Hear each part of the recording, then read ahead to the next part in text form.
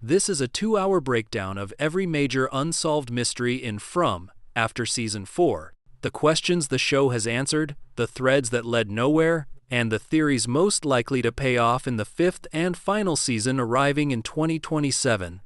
Over the next 2 hours, I'm going to walk through what the finale changed about the rules of the show, the dropped storylines the writers still owe the audience, the strongest theories about what the town actually is, and the predictions worth taking seriously about how this whole thing ends.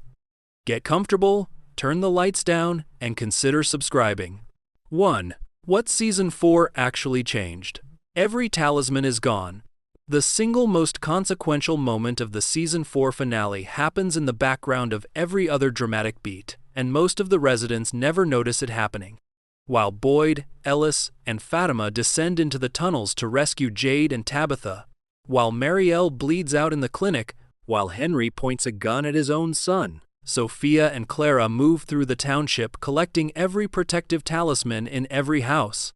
They drop the entire collection down a faraway tree, which is the same network of hollow trunks the show has used as supernatural plumbing since Season 2. The talismans do not get destroyed in the conventional sense, since they get removed from play, sent somewhere the residents cannot retrieve them, and the audience watches it happen in real time while the characters remain too occupied with louder catastrophes to register the quieter one.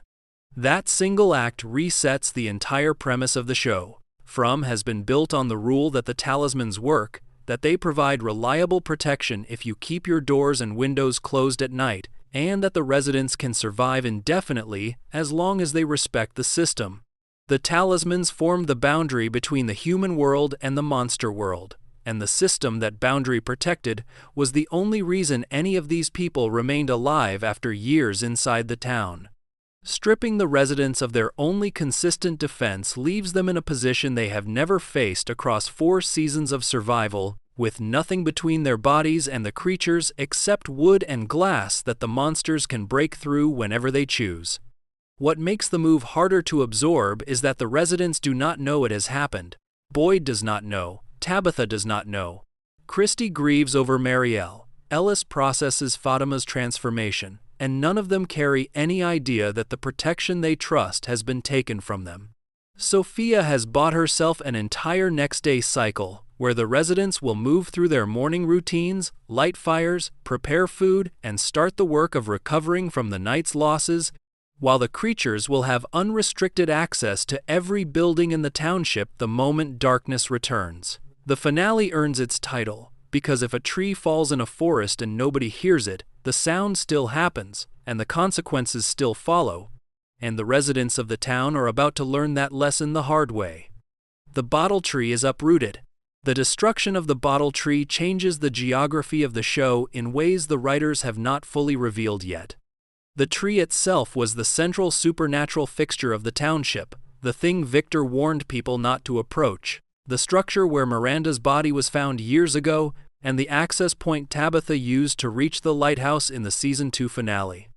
Pulling it out of the ground was the only way the residents could rig a rope ladder down to the cavern where the bones of the Angkui children were buried, and Boyd's plan required the sacrifice of the tree to complete the recovery.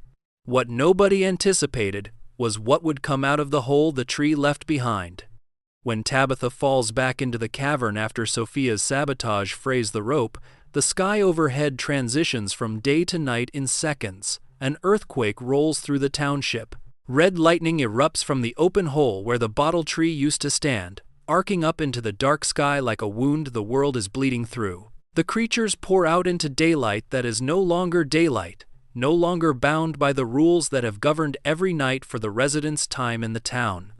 The finale offers no explanation for the red lightning, and that absence is intentional. The writers have planted a visual that the audience will have to carry into Season 5 without understanding what it means, which is the same technique the show used with the bottle tree numbers, the symbol Jade kept seeing, and the radio voice in Season 1 that turned out to be the man in yellow. The destroyed tree raises immediate questions about the lighthouse, since the lighthouse was only reachable through the bottle tree. Tabitha's escape route to Camden, Maine, appears to have been severed along with the tree, which means the one confirmed exit from the town no longer functions in the way the audience understood it to function. Either the lighthouse sits permanently sealed off, or the rules of how to reach it have shifted, or the destruction of the tree is precisely what enables the next phase of escape that the bones are supposed to facilitate. The finale leaves all three possibilities open, and Season 5 will have to commit to one of them inside the first few episodes. Fatima is no longer Fatima. Fatima's transformation has been building since the moment the kimono woman manipulated her into birthing the sack that became the resurrected Smiley, and the finale finally pays off the body horror the writers have been seeding across the entire season. Her veins have been blackening since episode 8. Her vitals have been registering medically impossible readings, with Christie noting in clinic dialogue that Fatima should not be alive based on the numbers her body is producing. Her psychic link to Smiley let her see through his eyes in episode 7 when she briefly controlled him to save Kenny from being torn apart on the bus. None of that prepared the audience for what happens in the cavern. When Boyd, Ellis, and Fatima descend to rescue Jade and Tabitha, the creatures swarm in numbers the residents have never confronted inside an enclosed space. Fatima realizes the others cannot escape unless someone holds the monsters off, and she steps forward to be that someone. Her transformation completes on screen. Her face contorts into the wrong proportions, her hands lengthen into claws. Her body rearranges itself into something that can fight on equal terms with the creatures she is buying time against. The horror of the moment is not the physical change. The horror lies in Fatima retaining her mind long enough to plead with Ellis to remember her as she was, before whatever is happening to her finishes happening. Crucially, she does not become the kimono woman, which is the transformation a substantial portion of the fanbase was expecting. The writers chose a different shape for her, leaving her as a new and unique creature whose alignment and capabilities will get tested across the final season. Pega Ghafouri's performance through the transformation sequence has been singled out by critics as the standout moment of the entire season, with the body horror landing harder because the audience has spent 4 seasons watching her hope for a family with Ellis get systematically dismantled. Jeff Pinkner declined to confirm whether the transformation is permanent in a post-finale interview, telling MovieWeb that answering would require giving away spoilers and praising the body horror approach by citing David Cronenberg as the reference point the writers worked from. Whether Fatima can be brought back, whether she retains enough of herself to fight on the resident's side from inside her new body, and whether her connection to Smiley becomes a tactical advantage are the 3 questions the final season has to address. Day and night stopped meaning anything. The most quietly devastating change the finale makes is to the rules of the show itself. From has always operated on a clean binary, with the creatures appearing only at night and the residents safe to move freely during the day, provided they make it back inside before the sun finishes setting. That rule has served as the structural backbone of every episode, every cliffhanger, every moment of tension since the pilot. The Talismans worked at night, the doors and windows had to be closed at night, the children of the town had to be inside before sunset, and the morning meant the residents could breathe again until the next cycle began. When the bottle tree uproots and the red lightning erupts, the day-to-night transition that follows does not behave like a normal sunset. The sky goes black in seconds, the rules collapse, and the creatures pour out into a township that should still be operating under daylight protection. Whether the rule has broken permanently or only temporarily remains unclear, and that ambiguity becomes the new operating condition the residents will wake up to. The trust that morning means safety has been violated. Every future scene set in daylight now carries the threat that the night might return without warning, that the creatures might come at any hour, and that the residents cannot predict when the next attack will land. That single change collapses the show's entire genre framework. From started as survival horror, with clear rules that could be followed, and the residents could choose to make smart decisions and live or stupid ones and die. Stripping out the day-night rule turns the show into something closer to cosmic horror, where the threat is not bound by predictable patterns, and the residents cannot strategize against an enemy whose schedule they no longer understand. Forbes critic Eric Kane noted in his June 29 finale review that the Bones recovery and the Talisman heist together represent the biggest stakes shift in the show's history, and the day-night collapse forms the third leg of that shift. The township now exists in a permanent twilight state where the old defenses no longer apply and the new defenses have not been invented yet. Two losses that reset the stakes. Marielle and Elgin both die in the finale, and the deaths function differently from each other in ways the writers calibrated carefully. Marielle's death lands as the inverted version of Father Khatri's death in Season 1, which Griffin himself acknowledged in his TV Insider interview, calling it a subversion of the expected setup the audience had been building toward. The audience had been positioned to read Marielle's pregnancy and her relationship with Christy as the show's emotional safe space, and the writers stripped that safety away by having Smiley enter the clinic after the earthquake dislodges a talisman. Smiley calls Fatima mother before disemboweling Marielle, who dies in Christy's arms while Christy processes the impossible loss in real time. The death is not heroic.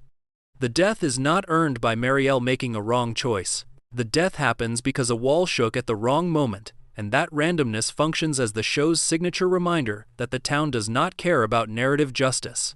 Elgin's death operates as the season's clearest redemption arc. Sophia offers him the same bargain she once made with Clara, telling him she can send him home if he helps her. Elgin chooses prayer instead. He kneels and asks for salvation, and Sophia kills him by crushing his hands until blood pours from his eyes and mouth. The brutality of the killing finds its match in the moral clarity of his refusal. Elgin spent most of his arc as a deeply compromised character, complicit in Fatima's captivity at the kimono woman's hands, and the finale grants him the chance to choose differently when offered the easy way out. His prayer becomes the entire payoff for his arc, and the death itself is the cost of that choice.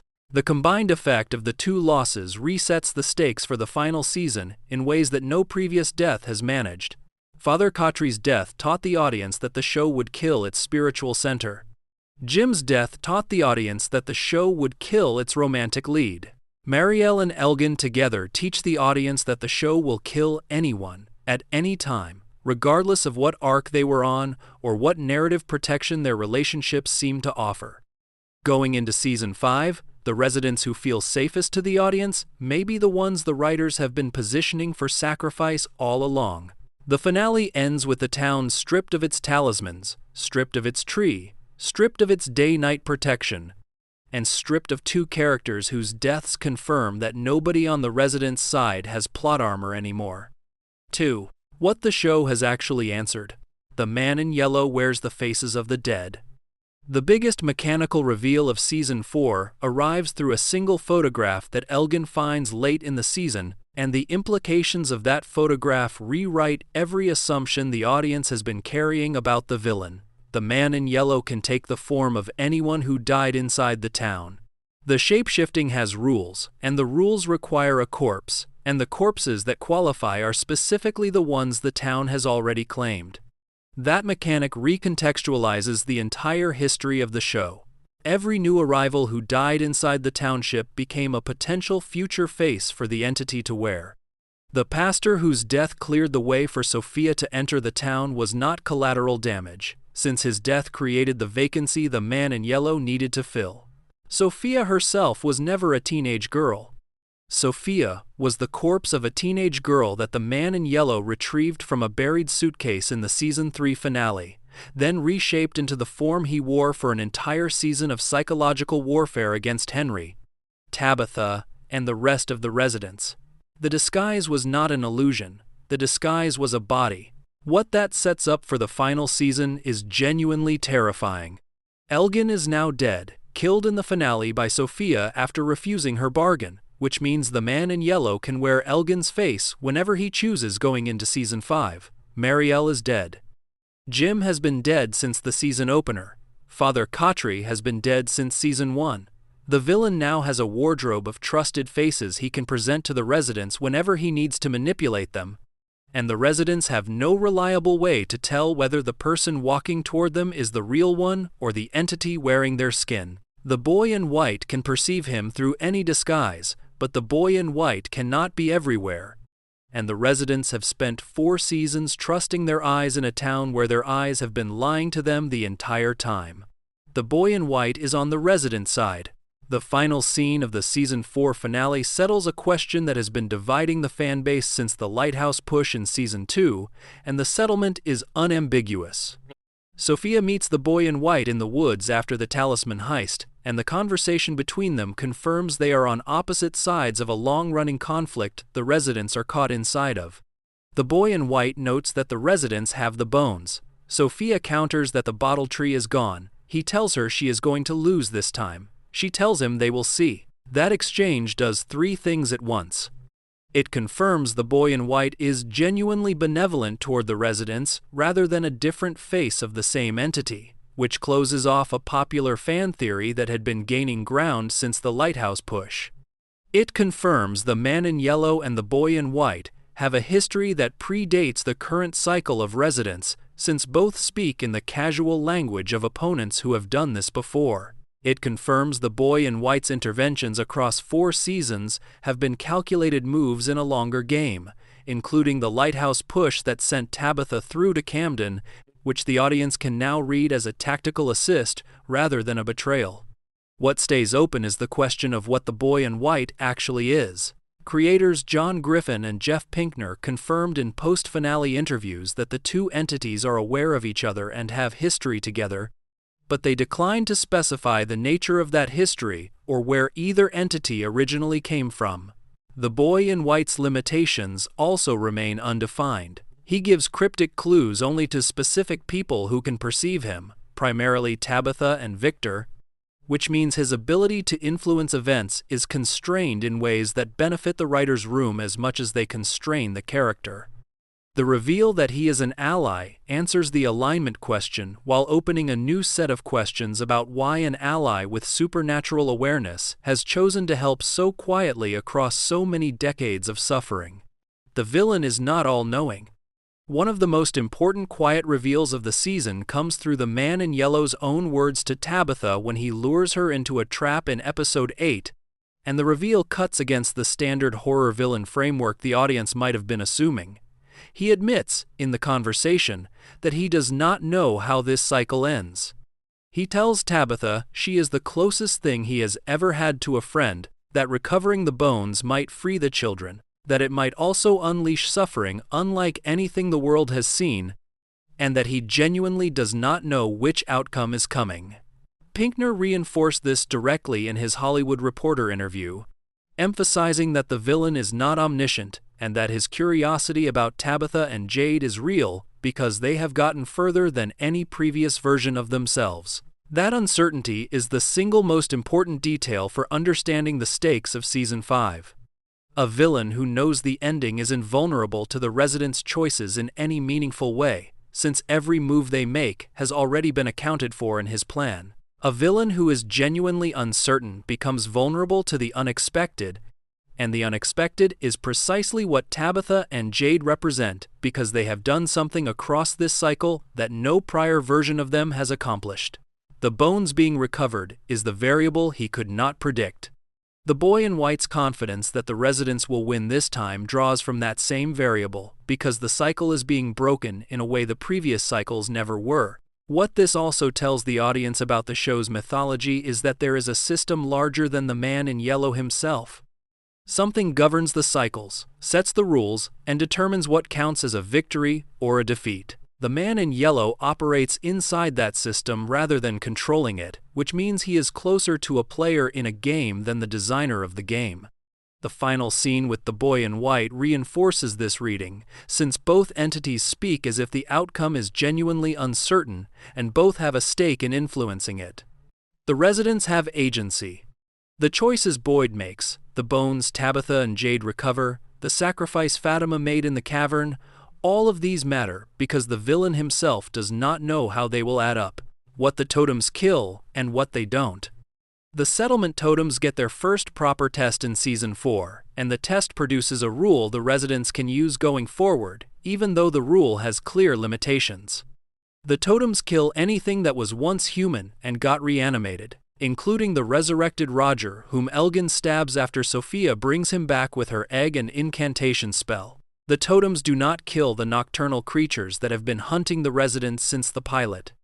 The lake dolls the writers introduced in the back half of the season fall into the reanimated category and die to totem spears, since they are manifestations of a dead townsperson's nightmares animated after his death.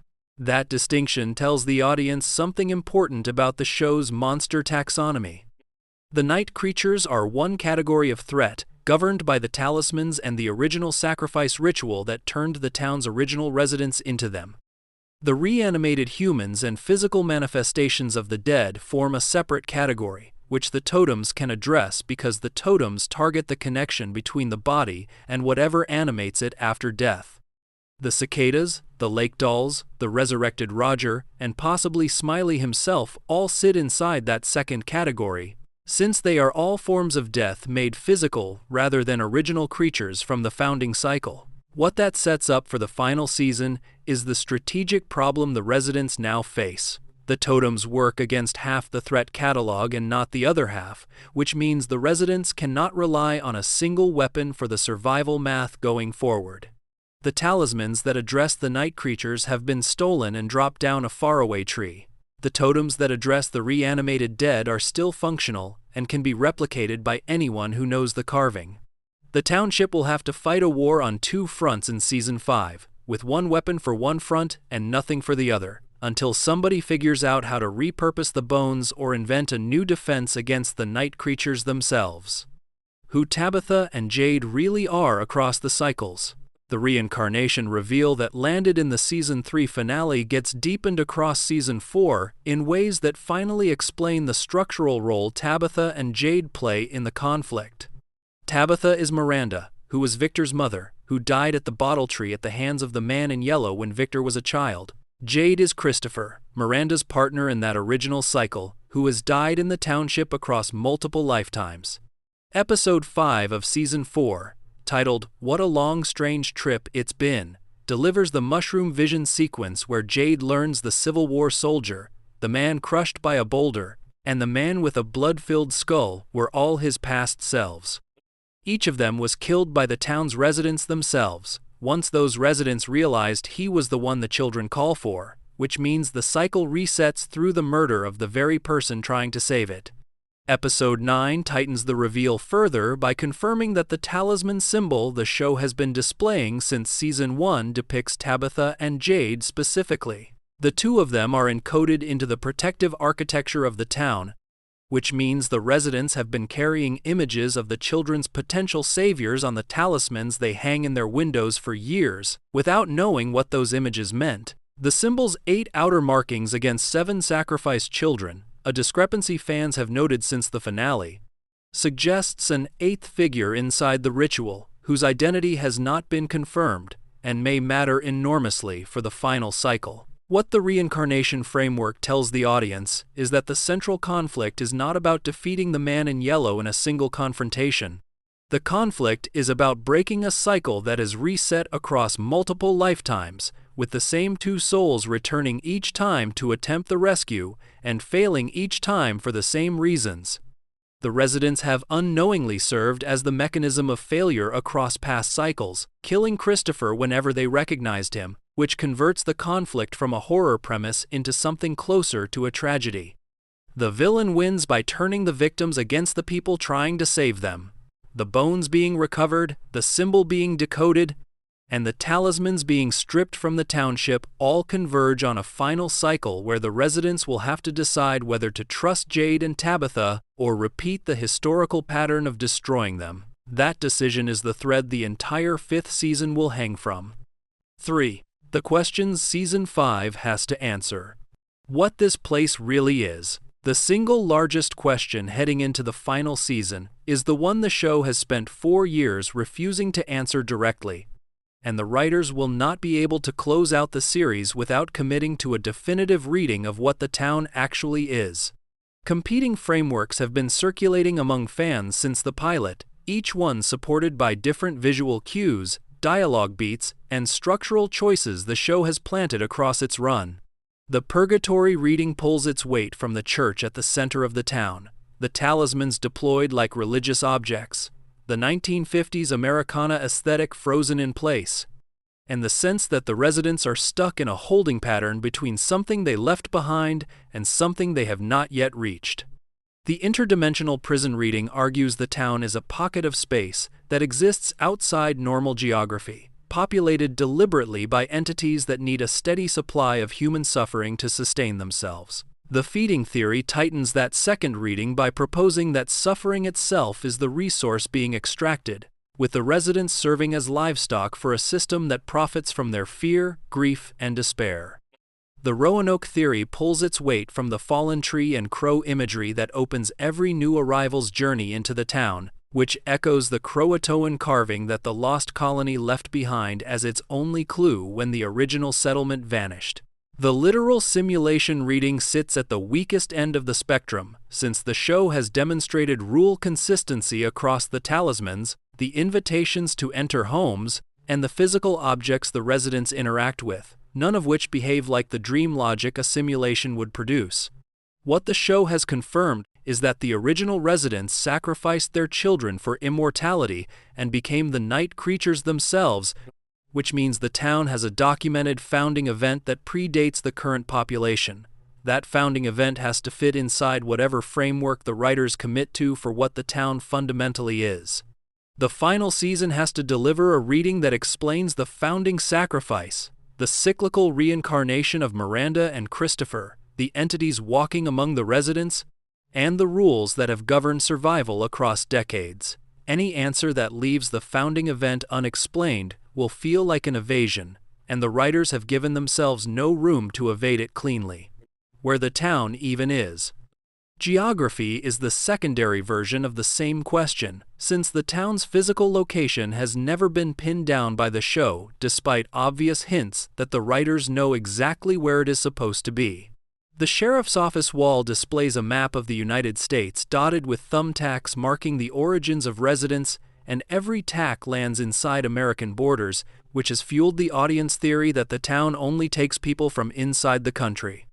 The lighthouse Tabitha escaped through deposited her in a hospital in Camden, Maine, which is also the hometown of Victor and Henry, establishing a recurring geographical anchor in real-world Maine.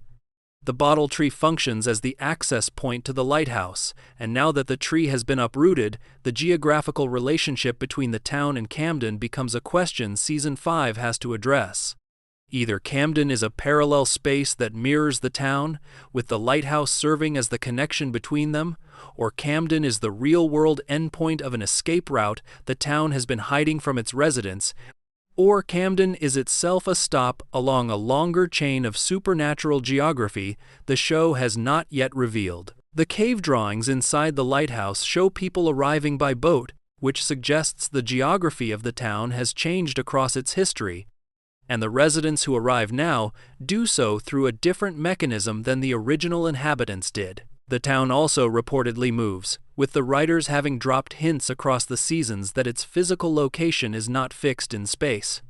That instability is itself a clue to the cosmological framework, since a literal physical location should not move and a purgatorial or prison dimension space could. The final season has to commit to a relationship between the town's location and the real world that the audience can map cleanly onto the rest of the mythology, and the answer will shape how the residents' eventual escape, if any of them escape, actually functions. What the creatures truly are under the masks.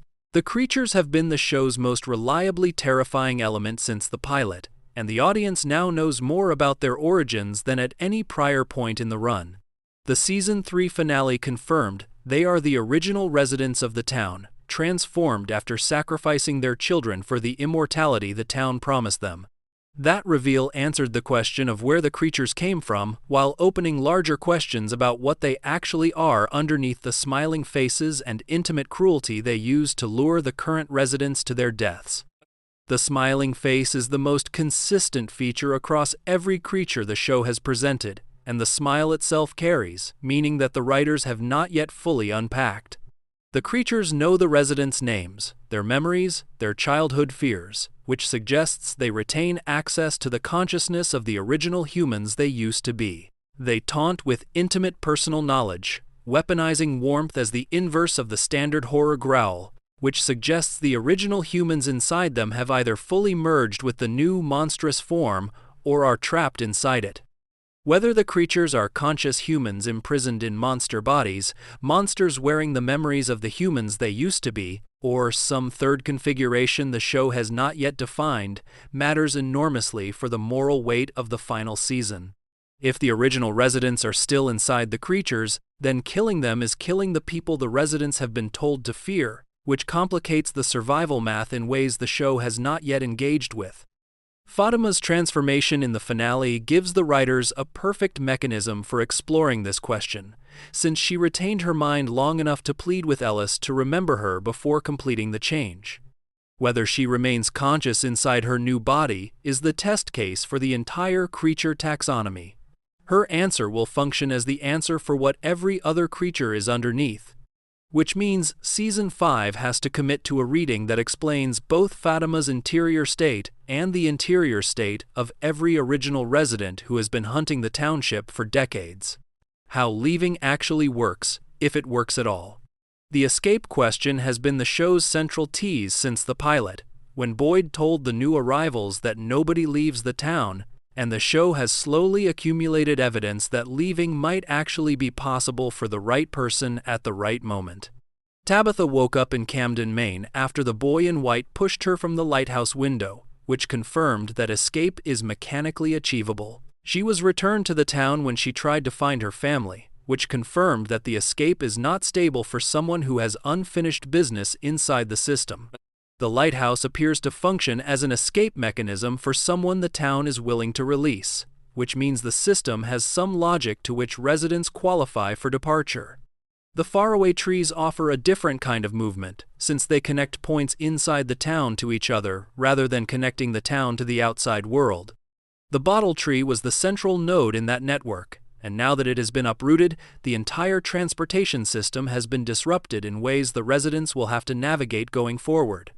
Whether escape requires the lighthouse, the lake of tears that Ethan has been chasing, the bones being used in some ritual that releases the children's souls, or some combination of all three, is the structural question the final season has to address. What complicates the escape question is the conditional nature of any departure the show has shown. The original residents who became the creatures cannot leave, since their transformation locks them inside the system that holds the town in place. The Angkui children cannot leave until their bones are freed, which is what Boyd's plan in the finale was designed to enable. The current residents cannot leave through normal means, which is why Boyd has stayed and led rather than searched for an exit. Whether some residents can leave while others cannot, whether leaving requires breaking the cycle entirely, and whether the cost of escape is the destruction of the town itself, form the cluster of questions Season 5 has to resolve in a way the audience can accept emotionally as well as logically. What the bones are for. The bones of the Angkui children sit in residents' hands at the end of Season 4 without a clear purpose, and the final season has to deliver an explanation for what they actually do. The boy in white has been guiding Tabitha toward the recovery for 2 seasons without explaining the use case. The man in yellow has warned that recovering the bones might free the children or might unleash suffering unlike anything the world has seen, and he refused to commit to which outcome was coming because he did not know. Boyd's plan was built on faith that the bones mattered, without a procedural guide for what to do with them once they were above ground. The leading theory among fans is that the bones need to be brought to the Lake of Tears, which would mirror the Hindu ritual of Asti Visarjan, where the remains of the deceased are immersed in flowing water to free the soul for its next journey. The Lake of Tears, if the theory holds, would function as the mythological river of the dead, and the bones would be returned to it to release the children's souls from the cycle that has held them in the town for centuries.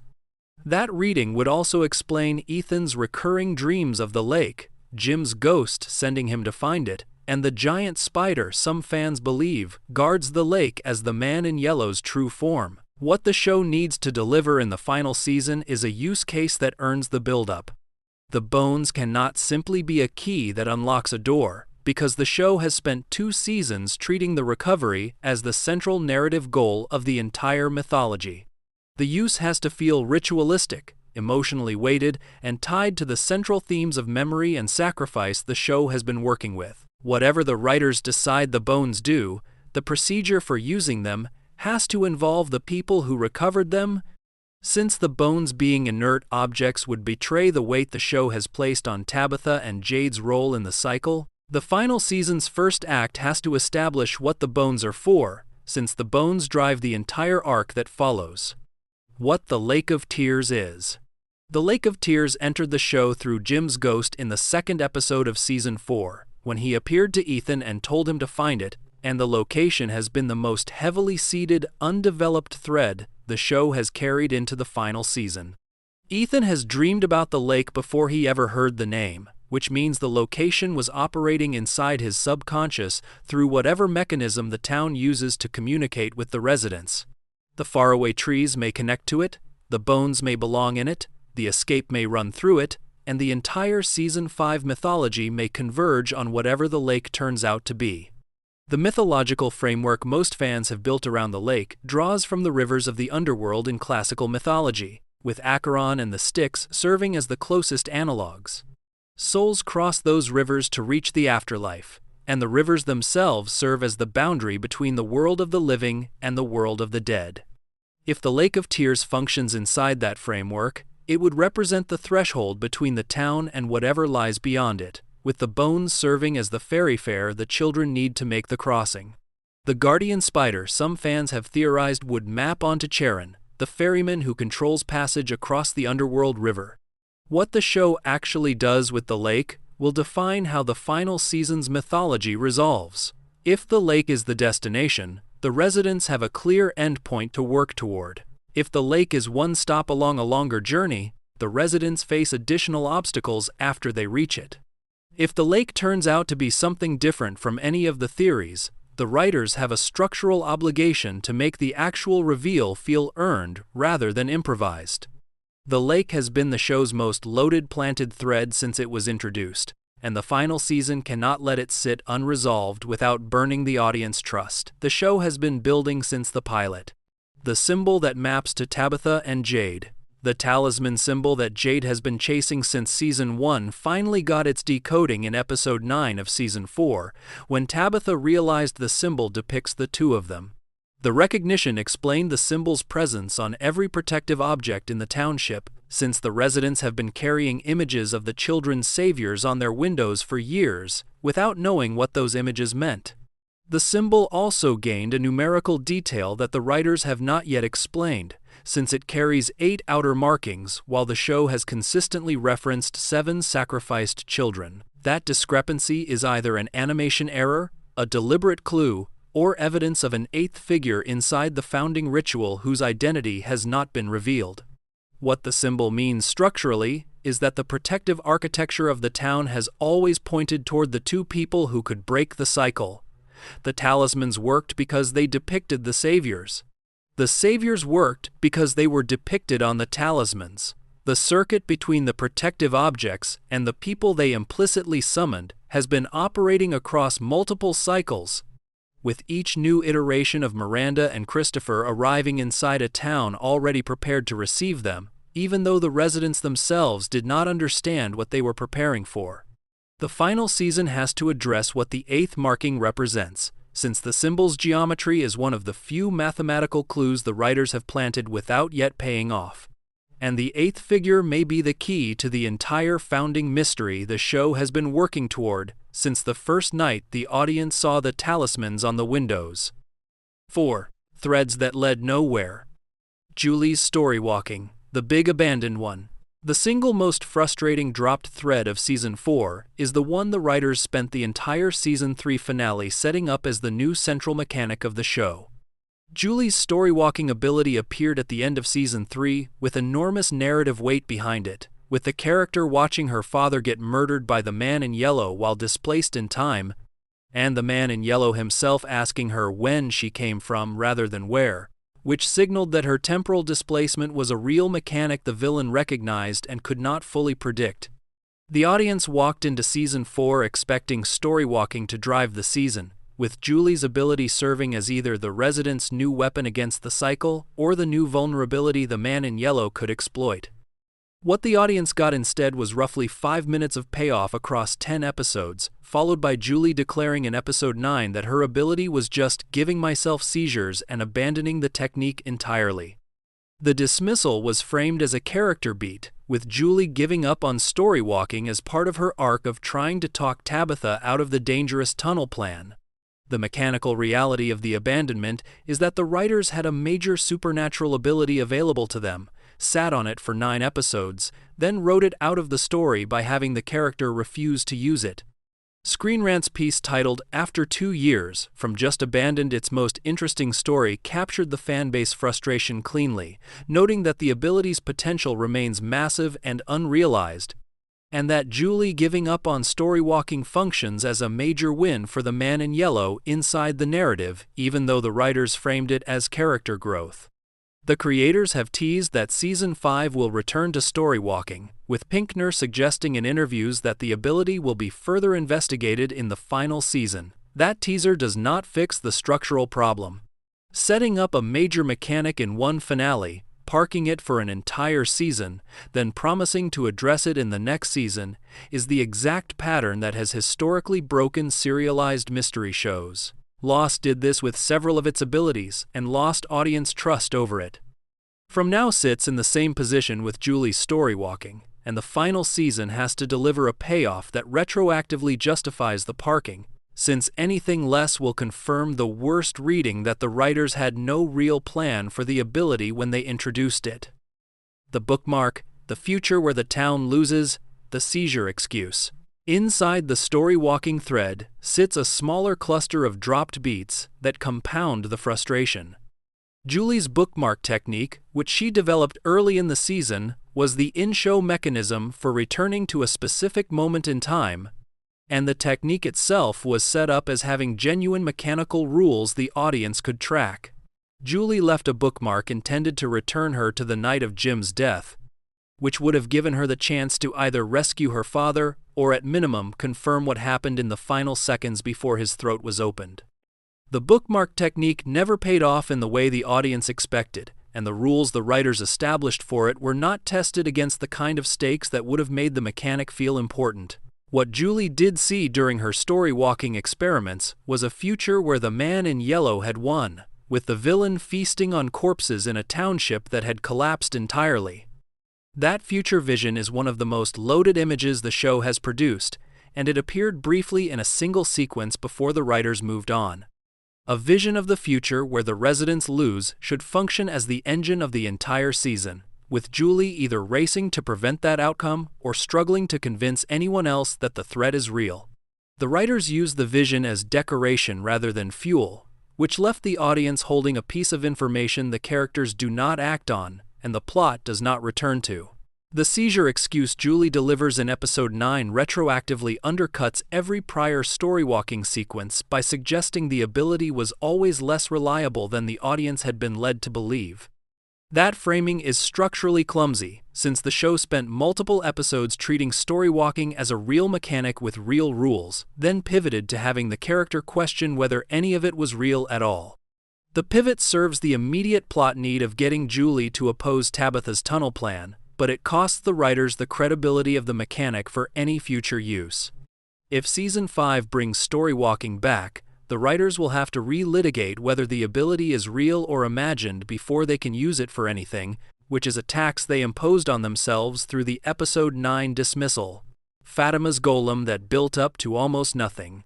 Fatima's Golem construction was one of the season's most visually distinctive subplots, with the character building a humanoid figure across multiple episodes inside her growing isolation from the rest of the township. The audience watched the structure take shape, watched Fatima attend to it with the focus of someone working through trauma, and watched the writers tease that the golem might serve a supernatural purpose connected to her transformation.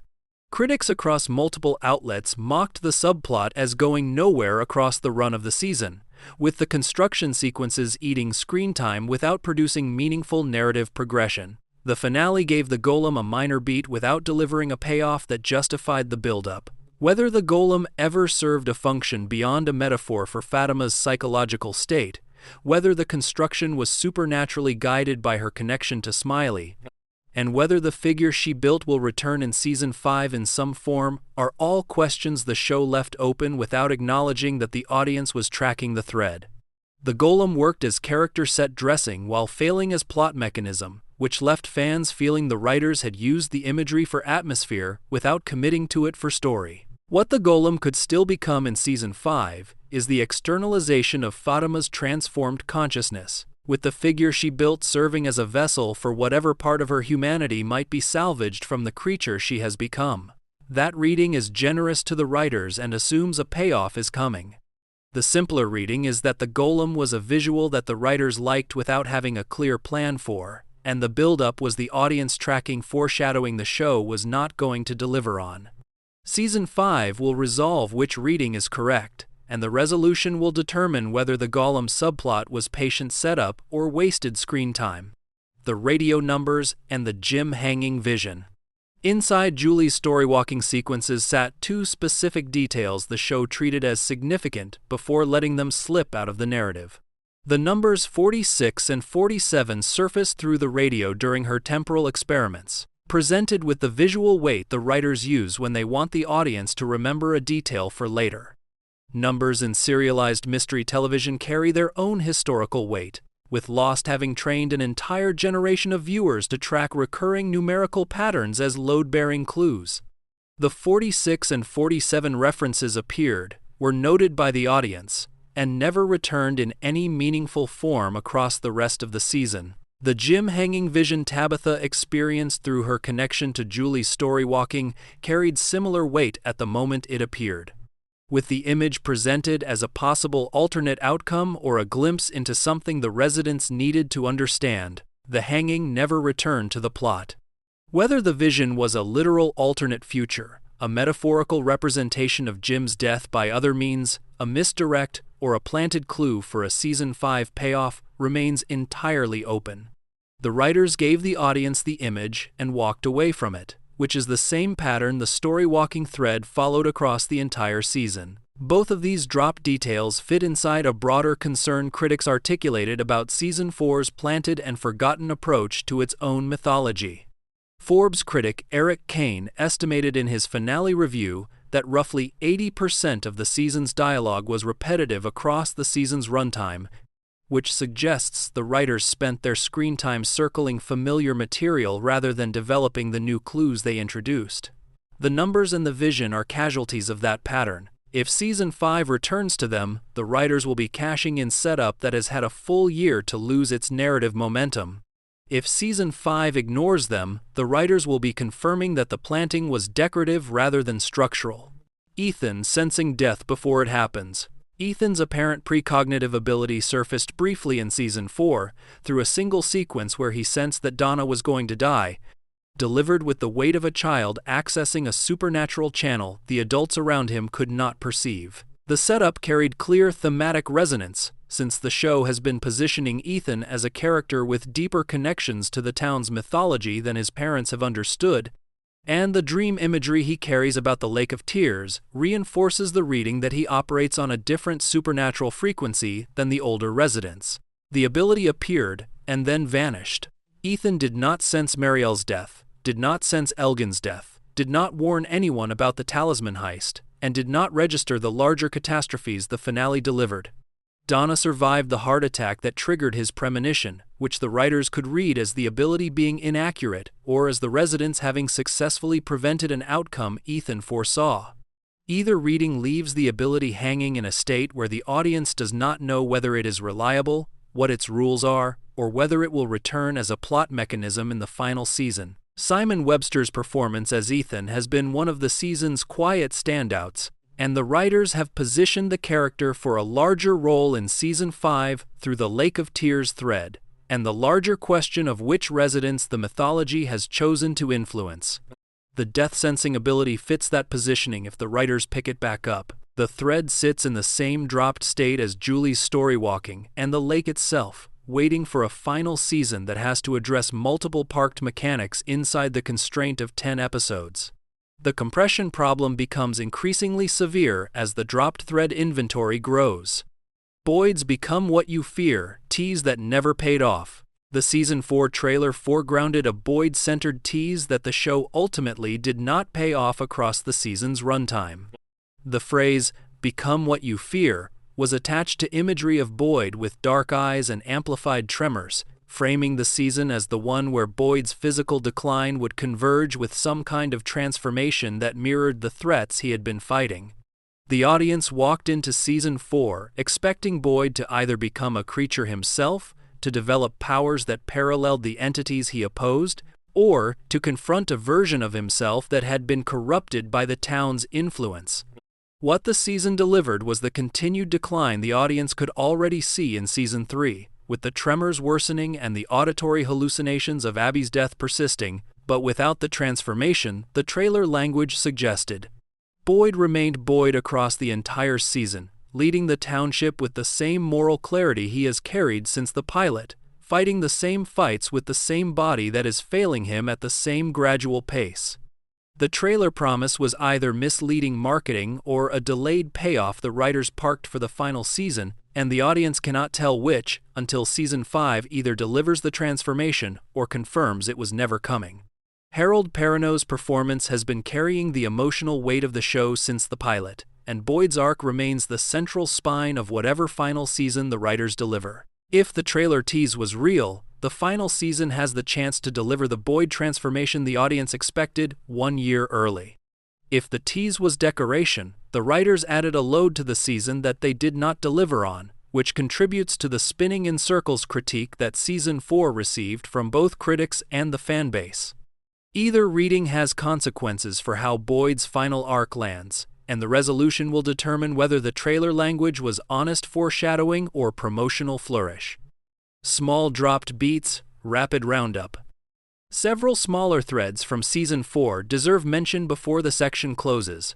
The cicadas tied to Randall received no advancement across the season, with the Mabuse text remaining unexplained and the connection between Randall and the cicada manifestation untouched. The bag of human teeth the man in yellow carried in his car appeared briefly in earlier seasons without returning as a thread Season 4 could build on. The settlement's larger relationship with the township remained stalled, with the cross-community dynamics that built up across Season 3 receding into the background as Sophia's infiltration dominated the runtime. Each of these smaller beats forms part of the larger inventory the final season has to address, and the compression problem grows with every additional thread the writers chose to park rather than develop. 5. The Big Theory. What this place is. The rules any honest theory has to respect. Before working through the leading theories for what the town actually is, the audience needs a clean list of the rules any honest reading has to account for. Those rules have accumulated across 4 seasons of consistent world-building, and the writers have been careful to keep them internally coherent even when individual episodes bend the tone. A theory that cannot explain the rules is not a theory worth defending, since the show has demonstrated that its mysteries have architecture rather than improvisation. The first rule the town enforces is the day-night binary that governed the creatures until the finale broke it. The creatures came out only at night, the talismans worked only against them, the doors and windows had to be closed at dusk, and the residents could move freely under the sun without fear. That rule held for 4 seasons.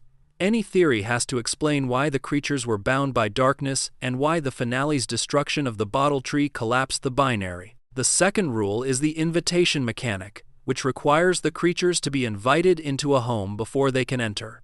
That rule maps cleanly onto vampiric folklore, and any theory has to explain why an interdimensional prison, a purgatorial waystation, or a simulation would enforce a specifically vampiric constraint on its monsters.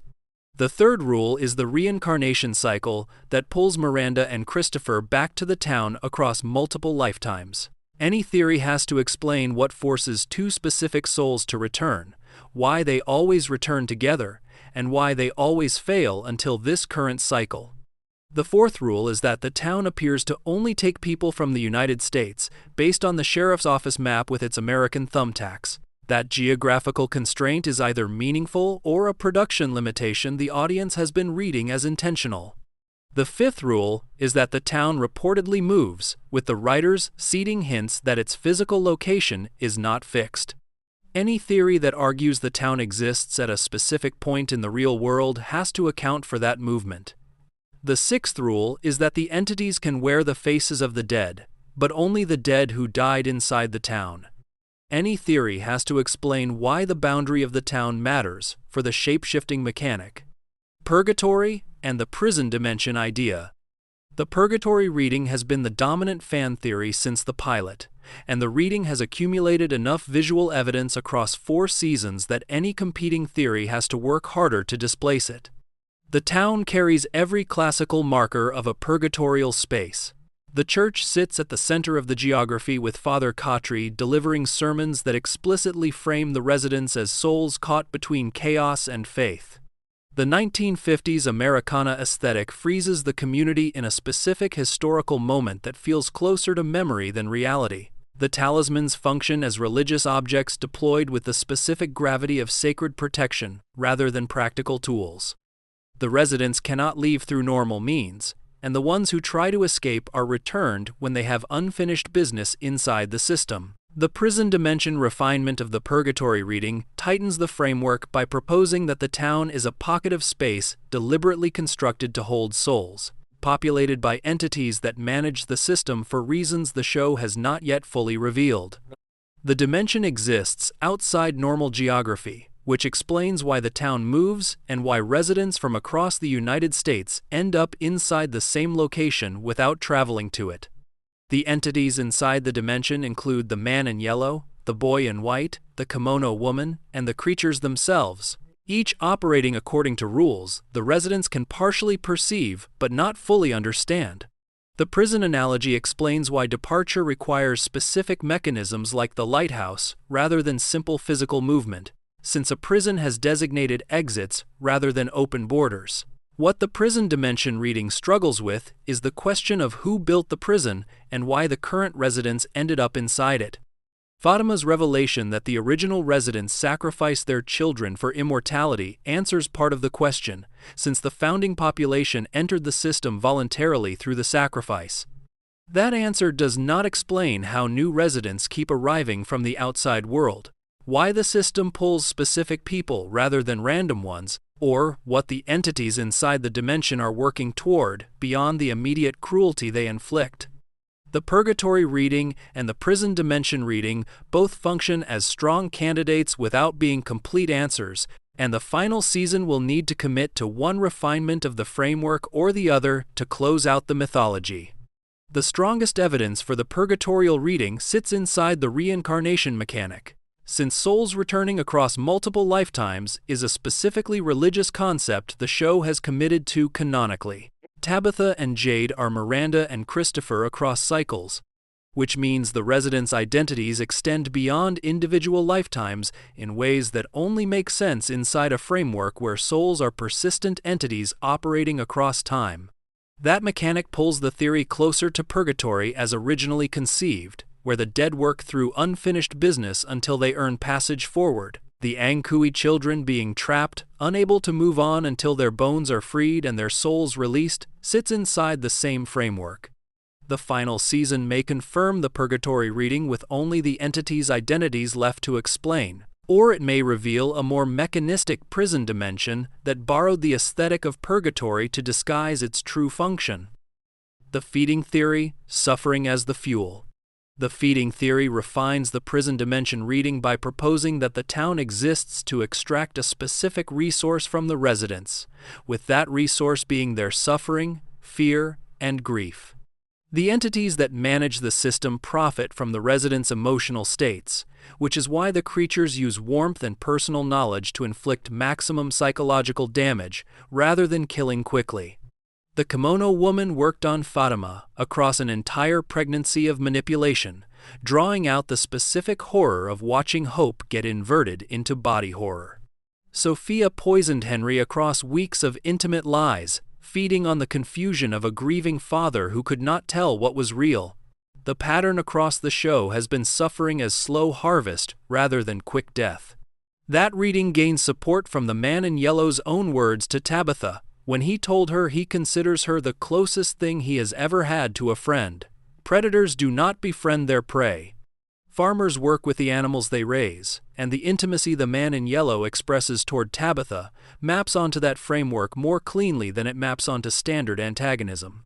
The town's older residents who became creatures made a specific bargain, exchanging their children's lives for their own immortality, and the entity that granted the bargain likely fed on the sacrifice itself. The transaction was real. The immortality was real.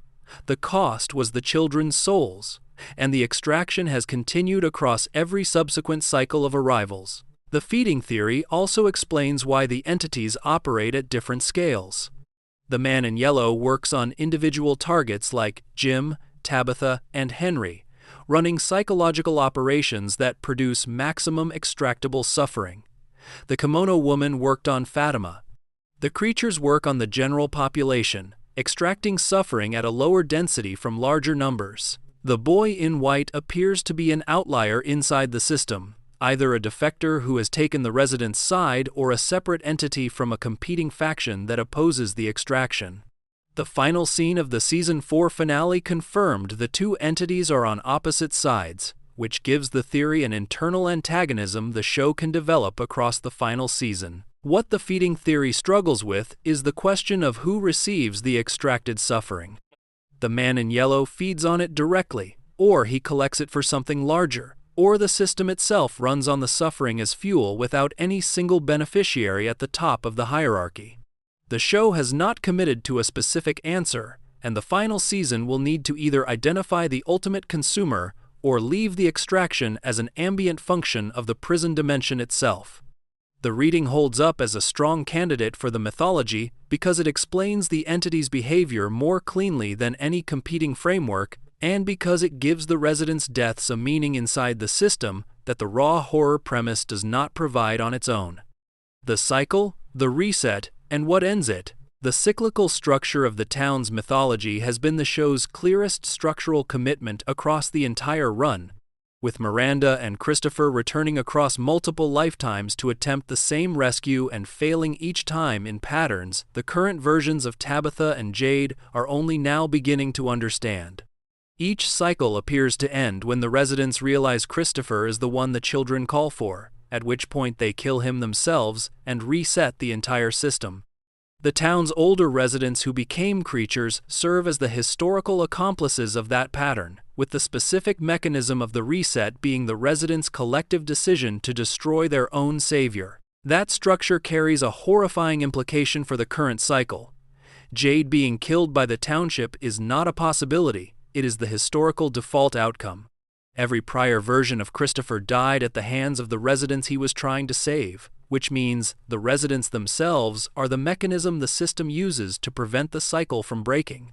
The man in yellow does not need to kill Jade directly. He needs the residents to recognize what Jade is, which triggers their defensive response, which produces the death that resets the cycle. Sophia's infiltration across Season 4 fits inside that framework as a psychological operation designed to accelerate the recognition process, since a township destabilized by paranoia will act faster on suspicions than a stable one would. What ends the cycle is the question the final season has to answer. The bones being recovered for the first time in any prior cycle establishes that the current run has already broken through a historical barrier. But breakthrough is not the same as resolution. The residents still hold the bones without knowing what to do with them. The Angkui children remain trapped. The town still stands. Whatever the writers decide constitutes an ending for the cycle will need to address all three loose pieces, delivering a use case for the bones, a release for the children, and a resolution for the town itself. The reincarnation framework demands a permanent answer, since Miranda and Christopher have failed enough times that another cycle would confirm the show is uninterested in giving them a real victory. The trigger for the reset across past cycles suggests where the resolution needs to happen. If the residents killing Christopher has been the reset mechanism, then the residents choosing to protect Jade instead becomes the pivot point where the cycle breaks. That choice would require the township to recognize what Jade is without falling into the historical pattern of destroying him, which is the moral test the writers have been building toward since the Season 3 finale reveal.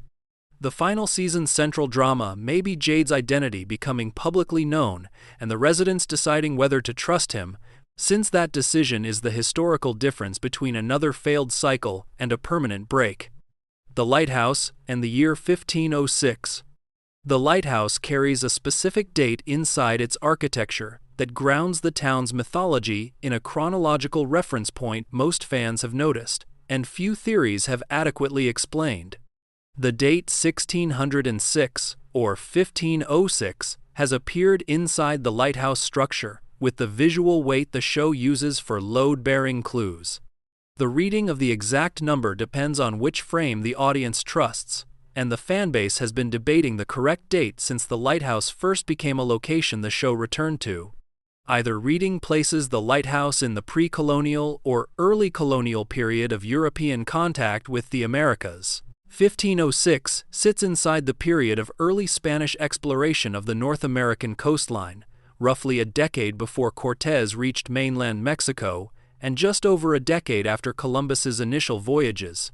1606 sits inside the early English colonial period, 1 year before Jamestown was established and roughly 20 years before Roanoke's second colony vanished into the historical mystery the show has been referencing through its fallen tree and crow imagery.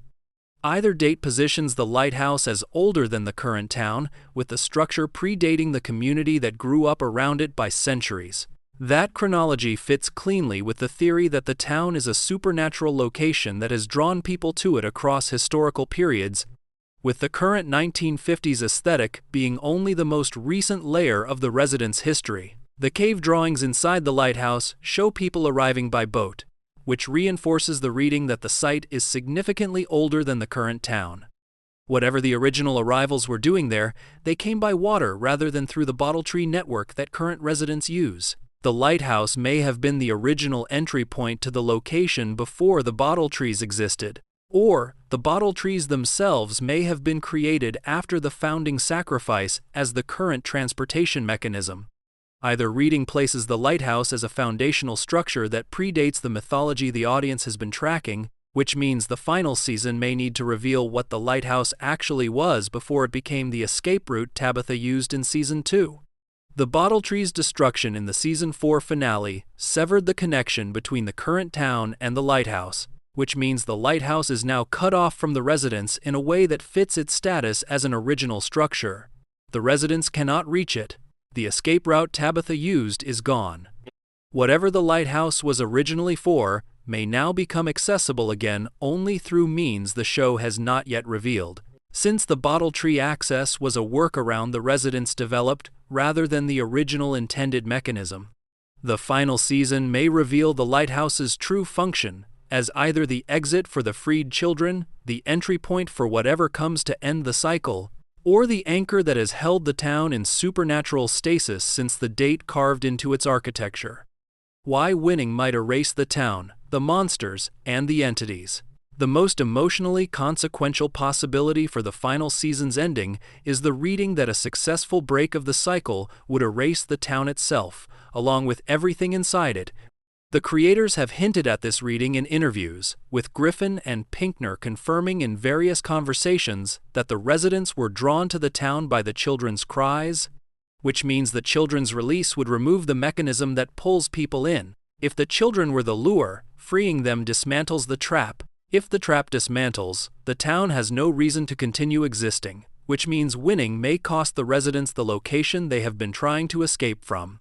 The framework extends to the entities and the creatures themselves. The man in yellow appears to be sustained by the extraction of suffering from the residents, which places him inside the same system that the children's presence anchors. Ending the extraction ends the entity, or at minimum removes his access to the town. The creatures, who were the original residents, made their bargain in exchange for immortality inside the current system, which means the system's collapse may terminate the immortality along with the location that housed it. The boy in white may face the same fate, since his role appears to be counterbalancing the man in yellow inside the same system. A resolution that ends the extraction may end both entities together, which explains why the boy in white has been quietly working toward the outcome across cycles despite the personal cost. That reading gives the final season an emotional stake beyond the immediate survival of individual characters. If winning means the town disappears, the residents who have built lives together, formed relationships, buried loved ones, and made peace with their circumstances inside the community are being asked to give up the community as the price of the win. Boyd and Tien Chen have formed a partnership across the seasons. Christy has made a life with Marielle, though Marielle is now dead. Ellis and Fatima built toward a future the town has now made impossible. Donna has led the colony house through everything the town has thrown at it. Their community exists because of the town, and their community may cease to exist alongside the town if the writers commit to the total erasure ending. The reading also raises the question of what happens to the residents themselves. If the town disappears, the residents may return to the outside world, may cease to exist alongside the town, or may transition to some third state the writers have not yet named. Tabitha, waking up in Camden, Maine after the Lighthouse push establishes that departure is possible, and the exit landing in the real world suggests the residents retain their physical existence outside the town's boundaries. Whether that survival extends to a mass exit involving every current resident, or whether the residents pay some cost for their departure, is the specific outcome the final season will need to define. Where the actual evidence points. Weighing the evidence across 4 seasons produces a clear frontrunner among the theories, with the Purgatory refined into a prison dimension framework combined with the feeding mechanic doing the most work to explain what the show has actually shown. The reincarnation cycle demands a metaphysical framework where souls persist across lifetimes, which Purgatory provides. The residents being pulled from across the United States requires a mechanism that operates outside normal geography, which the prison dimension explains.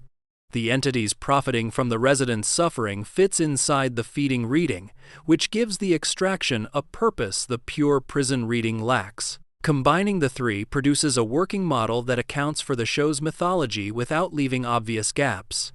The simulation theory sits at the bottom of the credibility ranking, since it explains too little at too high a cost and struggles with the metaphysical rules the show has consistently enforced.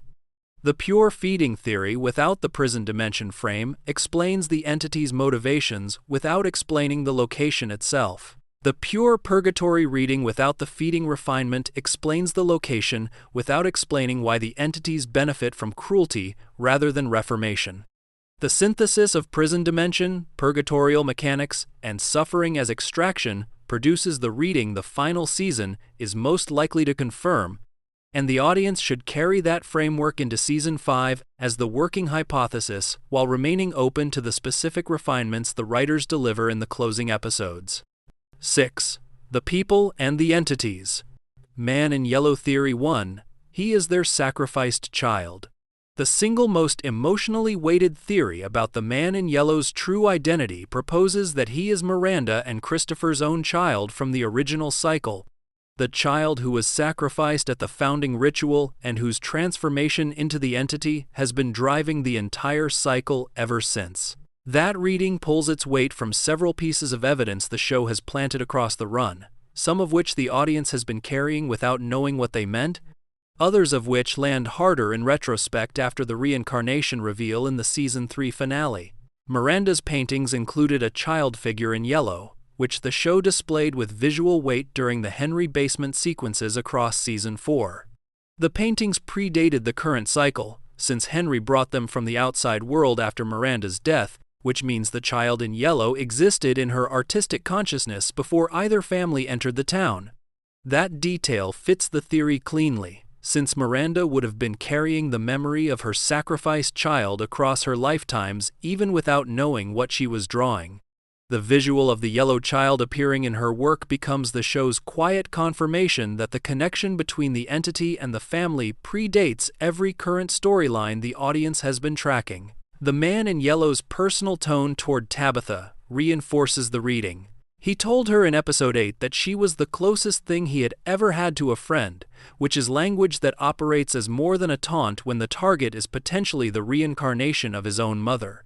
His willingness to guide her rather than kill her, his patience across her multiple lifetimes, and his refusal to eliminate her when he easily could have all fit a framework where the entity has a specific emotional relationship with Miranda that overrides his standard hunting behavior. Tabitha is not just another resident to him, she is the specific target he has been circling across cycles, and the reason for that circling may be that she is the mother who let him die in the founding sacrifice. The theory also explains the entity's specific cruelty toward Jade. If the man in yellow is Miranda and Christopher's sacrificed child, then Christopher is the father who allowed the sacrifice to happen, which converts the entity's hostility toward Jade into a parasital pattern that has been driving the entire cycle. The historical pattern of Jade being killed by the town's residents makes structural sense inside that framework. Since the entity would want the father figure eliminated to prevent the reunion of the parents who wronged him, the residents themselves become the tool of the sacrificed child's revenge across every prior cycle, executing the father the entity cannot bring himself to kill directly. What complicates the theory is the question of how a sacrificed child becomes an entity powerful enough to run the current system. The founding sacrifice produced the creatures from the parents who made the bargain, but the fate of the sacrificed children has not been fully explained. The Angkui children remain trapped, awaiting release, which suggests the 7 sacrificed children became the trapped victims rather than the powerful antagonist. If the man in yellow is one of them, he is either the exception to the trapped children rule, the 8th figure the talisman geometry hints at, or the child who is transformed into an entity rather than a victim through some variation of the founding ritual the show has not yet detailed. The final season may need to distinguish between the trapped Angkui children and the entity if the theory is correct, since both cannot occupy the same mythological space without explanation. Man in Yellow Theory 2, the spider guarding the lake. The second major theory about the man in yellow's true form proposes that his human appearance is a projection, and his actual identity is the giant spider that guards the Lake of Tears. That reading connects several loose threads the show has been carrying, tying the villain to the location the audience has been building the mythology around since Ethan's dreams first surfaced. If the Lake of Tears is the destination the bones need to reach, and if the spider guards the lake, then the spider becomes the final obstacle between the residents and their goal. Placing the man in yellow inside that role gives the villain a definitive final confrontation the audience can anticipate. The theory gains support from the way the man in yellow operates across the show. He appears in different forms, he wears the faces of the dead, and his true shape has never been shown to the audience, even after 4 seasons of screen time. That deliberate ambiguity suggests the writers are protecting a reveal that a shape-shifting entity's true form is not human at all.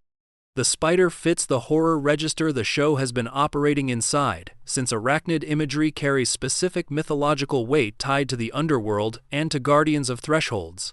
Charon-like guardians of the River of the Dead exist across mythologies, and a spider version of that archetype maps cleanly onto the fairy fair framework the bones might be paying for. The spider theory also fits the Lovecraftian register the show has been quietly working with across its run. Cosmic horror antagonists have true forms that human perception cannot fully process, which is why they present as human when interacting with human victims.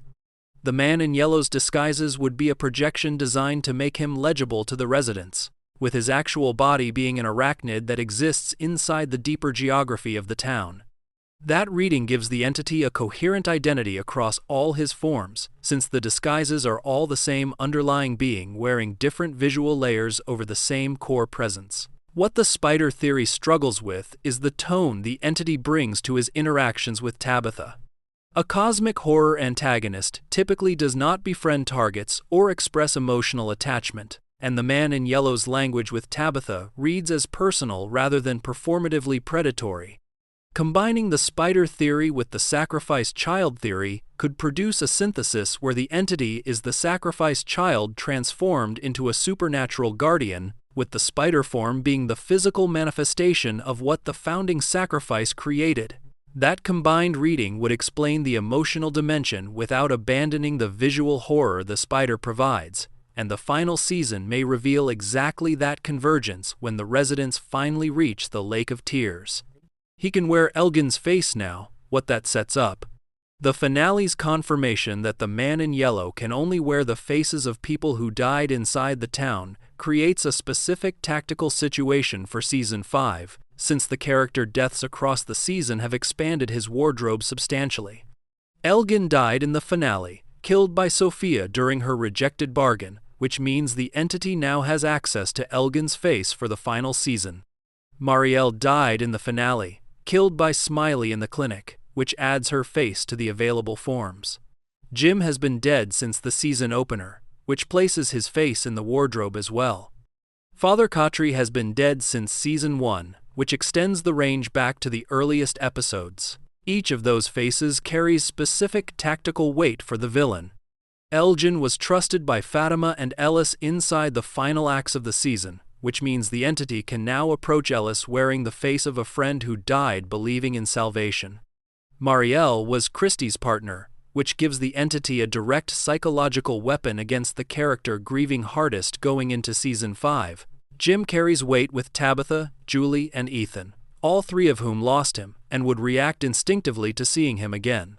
Father Khatri carries weight with Boyd, who has been hallucinating conversations with the priest across his physical decline, which means the entity has a way to escalate from hallucination to physical manifestation whenever the writers choose.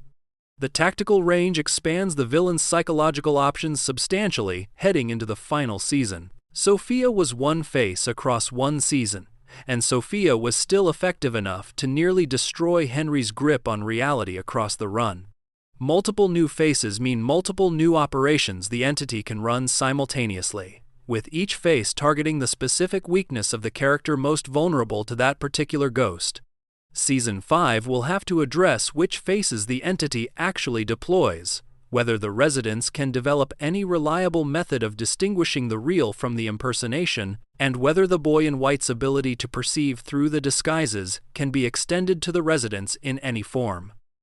Where the boy in white comes from. The boy in white's origin has been the show's most protected mystery across the run, and the Season 4 finale's confirmation that he is aligned with the residents only tightens the question rather than answering it. The character has appeared to Victor since Victor was a child, which means the boy in white has been active inside the town for the entire span of Victor's life. Victor is the longest tenured resident, having survived alone as a child during the massacre of his generation, which means the boy in white has been present continuously for decades, without visibly aging or changing form. That persistence suggests either that the boy in white is not human in the way the residents are, or that his aging is arrested by whatever mechanism has kept the town in stasis across the same period. The leading theory among the fanbase proposes that the boy in white is one of the Ankui children, specifically the 8th child the Talisman geometry hints at, and that his unchanging youth reflects his death at the age he currently presents as. If the 7 confirmed sacrificed children became the trapped Ankui children the residents are trying to free, and if the 8th marking on the talisman represents an additional figure whose fate diverged, then the boy in white may be that 8th figure. The divergence could have taken the form of the 8th child becoming a spiritual guide rather than a trapped victim, either because he was not sacrificed in the same way as the others, or because his soul was preserved outside the trap that holds the 7. That reading maps cleanly onto his behavior across the run. The boy in white has been quietly guiding Victor toward outcomes that support the residents, with cryptic clues delivered at moments that matter without ever fully explaining himself. He speaks in the precise, ritual-tinged language of someone constrained by rules the audience does not fully understand. His interventions have been small enough to avoid drawing the man in yellow's direct attention across decades, which suggests he operates inside a specific set of restrictions that prevent him from taking direct action against the entity or the system. If he were an Ankui child who escaped the full trap, his limitations would fit that partial escape status, with him retaining enough consciousness to help while lacking the freedom to intervene directly in the way the residents might need. What the theory does not explain is why the 8th child diverged in the first place, and the final season will need to address the divergence if the theory holds. The founding sacrifice either included 8 children with 1 surviving in a different form, or included 7 children with an 8th figure inside the ritual serving a different role. The talisman's 8 outer markings may represent 7 children plus a witness, 7 children plus a protector, or 7 children plus the specific figure who now walks as the boy in white. Whatever the writers commit to, the boy in white's identity resolves the largest unanswered piece of the founding ritual mythology, and Season 5 has to deliver the answer without leaving the alignment reveal as the endpoint of his story. Is Boyd's father Khatri actually the boy in white? A specific refinement of the boy in white theory proposes that Boyd's hallucinations of Father Khatri across Season 4 are not hallucinations at all, but rather the boy in white taking a form Boyd will trust. The reading fits the operational pattern the boy in white has followed with Victor, where the entity approaches through a form the target is willing to accept rather than announcing himself directly. Victor accepted the child form because he was a child when the boy in white first appeared to him. Boyd may be receiving the Khatri form because Khatri is the counselor Boyd needs during his physical decline and moral crisis inside the leadership arc. The theory gains support from the specific content of the Khatri hallucinations. The ghost priest has been giving Boyd guidance that lands as strategically sound rather than delusional, telling him to soldier on, warning him about costs, and pushing him toward the tunnel operation that ultimately recovered the bones. That guidance would fit the boy in white's pattern of quiet intervention through trusted forms, since Boyd would resist supernatural counsel from an unfamiliar figure while accepting it from the friend he lost in Season 1. The boy in white's willingness to deliver critical guidance through Khatri's face would explain why Boyd's arc has been receiving specific supernatural support without the character himself realizing he has been guided. What complicates the theory is the possibility that Boyd's declining mental state is producing genuine hallucinations rather than legitimate visitations. The show has been careful to hold both readings simultaneously, with the Khatri appearances working as either supernatural guidance or psychological projection depending on which frame the audience applies. Season 5 will need to commit to one reading or the other, since Boyd's final arc depends on whether the guidance he has been receiving is real. If Khatri has been the boy in white all along, Boyd's decisions carry supernatural endorsement that changes the moral weight of the leadership arc. If Khatri has been a projection, Boyd's decisions carry only his own judgment, which changes what the arc means for the character's final trajectory. The 8th child the numbers keep hinting at. The numerical detail the show has planted with the most quiet care across the run is the discrepancy between the 7 sacrificed children referenced in the mythology and the 8 outer markings on the talisman symbol Jade has been chasing since Season 1. Ritual imagery in the show has consistently displayed 8 figures across various visual sequences, which suggests either an animation inconsistency the audience should ignore or a deliberate clue the writers have been protecting for a late-season reveal. The dossier community has settled on the 8th child as a load-bearing mystery, with the identity of that 8th figure representing one of the last pieces of the founding ritual puzzle the show has not yet unveiled. The candidates for the 8th figure sort into several categories. The 8th child could be the boy in white, if the earlier theory about his identity as an escaped Angkui child holds. The 8th child could be the man in yellow if he is the sacrificed child transformed into an entity rather than a trapped victim. The 8th figure could be a witness rather than a child, representing the person who watched the sacrifice happen and who now carries the memory of the founding event across cycles in a form the show has not yet revealed. The 8th figure could be Miranda's or Christopher's original child, folding both the sacrifice child theory and the 8th child theory into a single unified answer. The last candidate carries the most narrative weight. If Tabitha and Jade's original child was the 8th figure in the ritual, and if that child became the man in yellow after the sacrifice, then the entire cycle collapses into a family tragedy where the parents keep returning to face the child they failed to protect. That reading would explain the talisman geometry, the paintings, the man in yellow's personal tone toward Tabitha, the historical pattern of Jade being killed by residents, and the entity's specific investment in the current cycle. The 8th child mystery may resolve into the sacrificed child mystery, with both threads converging on the same answer in the final season.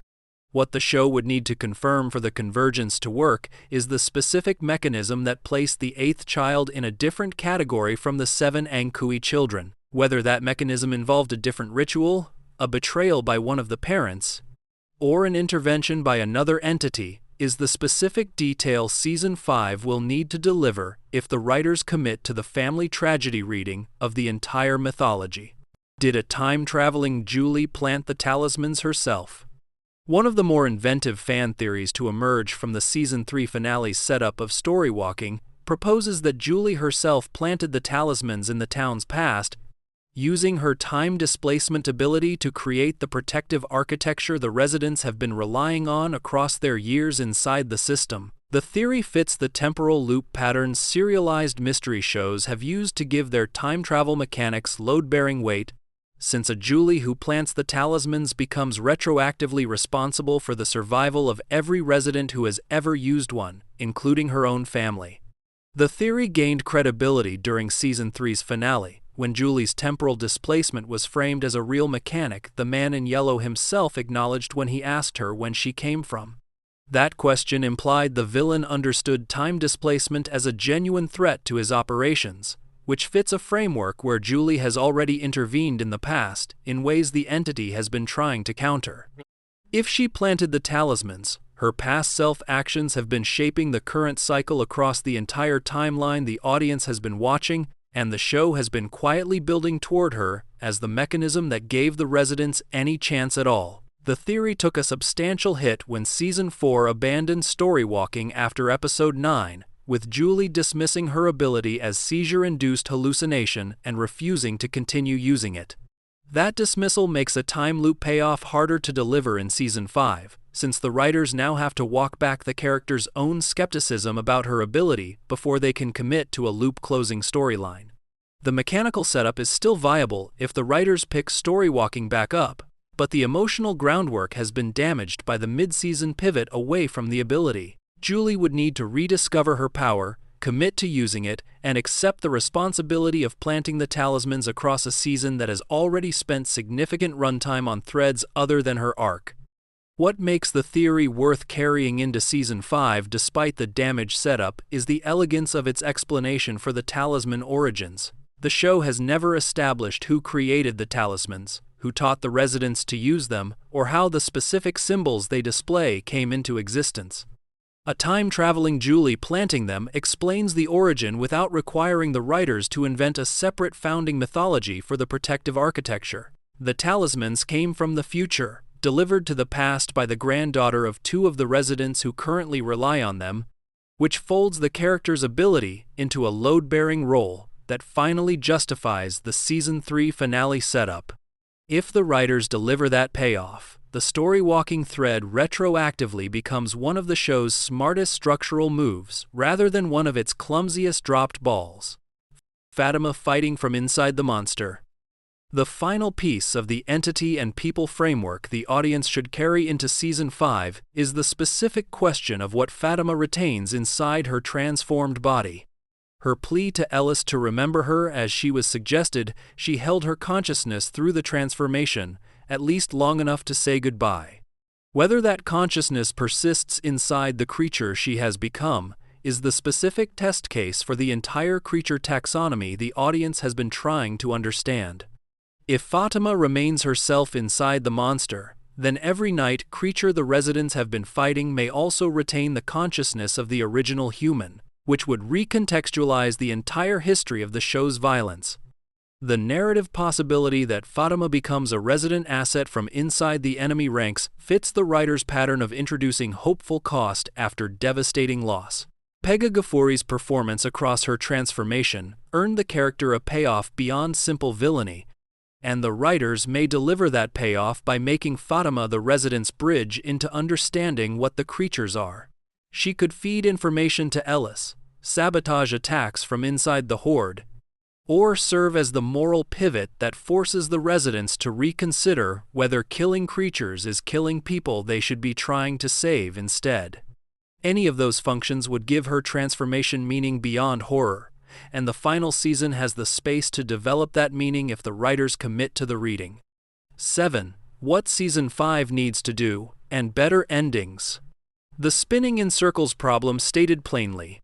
The single most consistent criticism Season 4 received from both critics and the fanbase can be stated in 3 words, and the phrase came from Forbes critic Eric Kane in his June 29 finale review. Season 4 spent too much time spinning in circles. Kane estimated in his review that roughly 80% of the season's dialogue was repetitive across the runtime, with characters restating positions, questioning whether their perceptions were real, and delivering variations of the same 3 or 4 thematic beats across multiple episodes. His argument was that the season carried maybe 6 episodes of genuinely worthwhile story stretched across 10 episodes of runtime, and the padding showed. That criticism landed because the fanbase had been feeling the same pattern independently. Rotten Tomatoes audience reviews for Season 4 dropped from a record 92% debut to a series-wide score around 77%, with the finale window skewing sharply negative among vocal fans. Representative comments from the audience side included phrases like, "The conversations have felt like talking in circles," and "so many characters that were meant to have more story told just got railroaded." One reviewer captured the mood cleanly with the phrase, "This season was squeezed through a piping bag over an empty platter." The critical 100% tomatometer sat in direct opposition to the audience response, which is the exact split pattern that historically precedes a serialized mystery show losing its base heading into a final season. Season 5 has to solve the spinning in circles problem directly, since the compression of 10 episodes cannot afford the padding Season 4 carried. The final season needs every episode to advance the mythology, resolve or explicitly reopen a dropped thread, and deliver a character beat that changes the emotional geometry of the ensemble.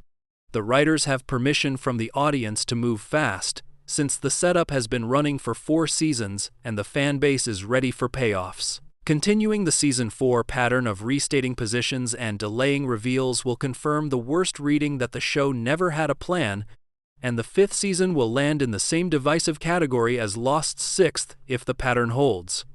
The mole twist should have been planted in Season 1 or 2.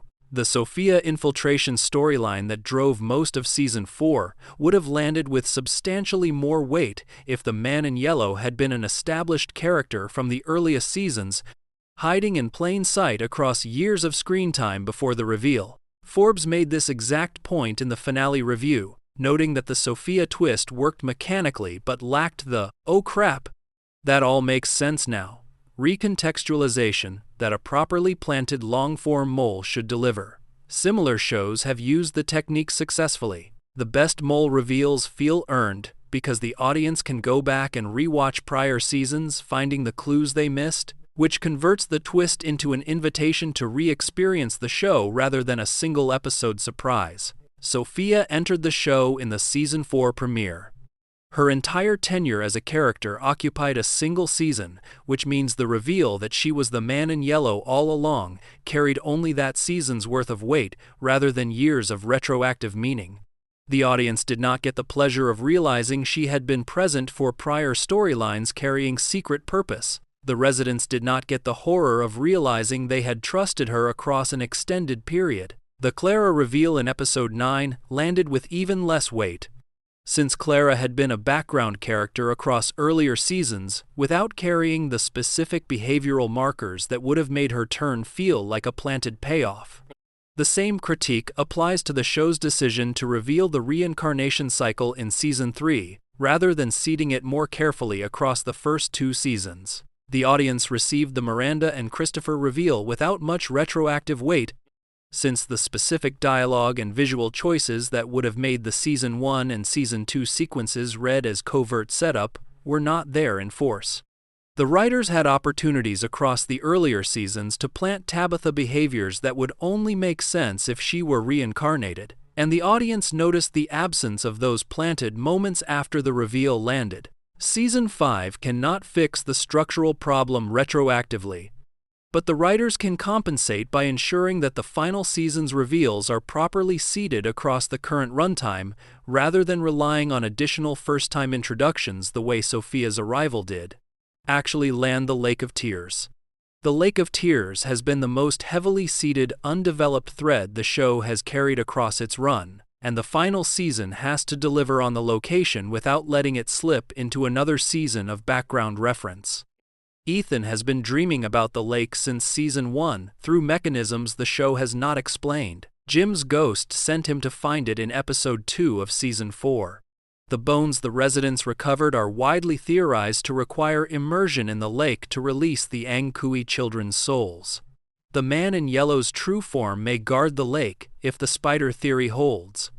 Every major thread the final season needs to resolve converges on the same location, which means the lake has to be visited, understood, and used inside the runtime of Season 5. The specific obligation the writers face is that the lake cannot be treated as an inert destination. The show has been building it up as the mythological river of the dead, the Charon-adjacent boundary between the town and whatever lies beyond it. Reaching the lake needs to feel like arrival at the deepest point of the show's mythology, with the visuals, the atmosphere, and the ritual all carrying the weight the setup has earned. Ethan needs to be the character who leads the journey, since the show has been positioning him as the resident with the specific supernatural connection to the location. His arrival at the lake needs to change something about him permanently, either through direct contact with whatever waits there, or through the completion of the ritual that finally releases the children. The writers can also use the lake to pay off multiple parked threads simultaneously. The bones ritual completes at the lake. The children's souls release from the lake. Julie's storywalking may return at the lake if the temporal geography of the location connects to her ability. The man in yellow's true form emerges at the lake if the spider theory holds. Consolidating multiple payoffs into a single location gives the final season the compression benefit of resolving several parked storylines in a small number of episodes, which addresses the 10-episode constraint the writers are working against. The lake episode may be the single most important hour of the entire final season, and the writers have to give it the runtime and the visual investment the setup deserves. A better version of Season 4 in one pass. Reworking Season 4 into the version the show should have delivered produces a specific structural rewrite the audience can evaluate cleanly. The season's central plot beat, the recovery of the bones, deserved the full runtime as the driving arc, and the writers could have used the 10 episodes to build a proper heist structure around the operation. Episode 1 establishes the plan and the stakes.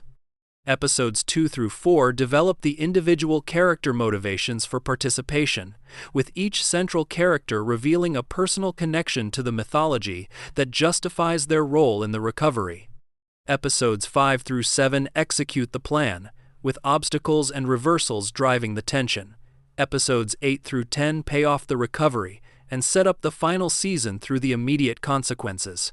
The Sophia infiltration would have worked better as a 2-episode arc inside that structure rather than a season-long deception.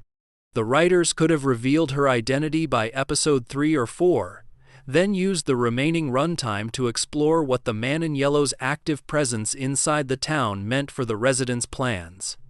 That structure would have converted Sophia from a mystery that occupied the entire season into a threat the residents had to navigate around, which fits the show's general pattern of giving the audience information the characters lack. The extended deception used up screen time that could have gone toward developing the bones recovery, the reincarnation implications, and the character work the season shortchanged across its middle episodes. Julie's storywalking would have received either a full payoff or an explicit parking for the final season inside the rewritten structure. The writers could have committed to the mechanic across the entire season, giving Julie a specific investigation to run inside her ability, and using her discoveries to seed the Season 5 payoff cleanly. Alternatively, the writers could have given her ability a single episode of exploration early in the season, then explicitly acknowledged that the technique was too dangerous for her to continue, which would have parked the thread honestly rather than through the seizure dismissal that undercut prior sequences. The current version of the season pays for neither commitment, and the audience registered the cost across their reviews. The Lake of Tears would have received real development inside the rewrite. Ethan's investigation of the location, guided by dreams and by Jim's ghost, could have driven a B-plot across the entire season, with the character slowly discovering pieces of what the lake meant while the adults ran the bones operation. That B-plot would have set up Season 5 with a fully established location the residents understood. Rather than the current situation where the lake remains an abstract reference, the writers will have to introduce properly in the final season. The rewrite converts Season 4 from a season of setup for setup into a season of setup for payoff, which is the structural difference between a strong penultimate season and a padded one. 2 or 3 endings that would genuinely satisfy. The final section of what Season 5 needs to do involves the endings themselves. Since the audience will judge the entire series on whether the closing episodes deliver an emotionally satisfying resolution, regardless of how many mysteries the writers answer. 3 specific endings would satisfy the fanbase in different ways, each fitting a different reading of what the show has been building toward. The writers can choose any of the 3 and produce a defensible ending, and the specific choice will determine how the show is remembered across the next decade. The first satisfying ending involves the partial and costly escape, where some residents make it out of the town while others sacrifice themselves to close the cycle. Boyd stays behind, dying inside the leadership arc that has defined him, choosing to hold the line until the last resident is safe rather than saving himself. Tabitha and Jade complete the Bones ritual at the Lake of Tears, releasing the Angkui children, and the release destroys the town along with the man in yellow and the creatures. Julie, Ethan, Victor, Christy, Ellis, Kenny, and the remaining ensemble wake up in Camden, Maine, disoriented and grieving but alive. The final image shows the town gone, the bottle tree hole sealed, the residents facing the impossible task of rebuilding lives in a world that stopped believing in them years ago. That ending sacrifices Boyd for meaning, honors Marielle and Elgin and Jim by making their deaths part of the ritual's weight, and gives the survivors the bittersweet reward of a life on the outside they no longer fit inside. The second satisfying ending involves the reset with someone left behind, where the cycle breaks but a single character chooses to remain in the town to prevent it from starting over. Ethan stays behind, either because his connection to the Lake of Tears anchors him to the location, or because his supernatural perception makes him the only resident who can maintain the seal. The other residents escape, having watched Ethan choose his fate, carrying the weight of a child's sacrifice for the rest of their lives.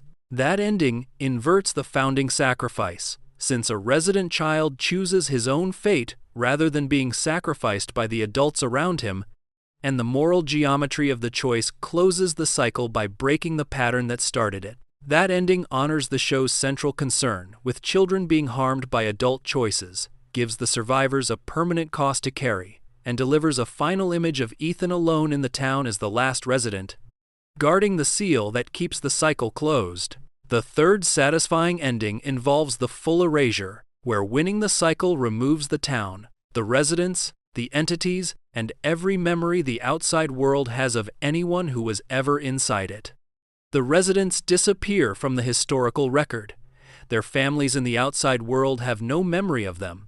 The Bones ritual releases the children, and the release retroactively unmakes the entire town across every cycle it ever existed, which means the residents are simultaneously freed and erased.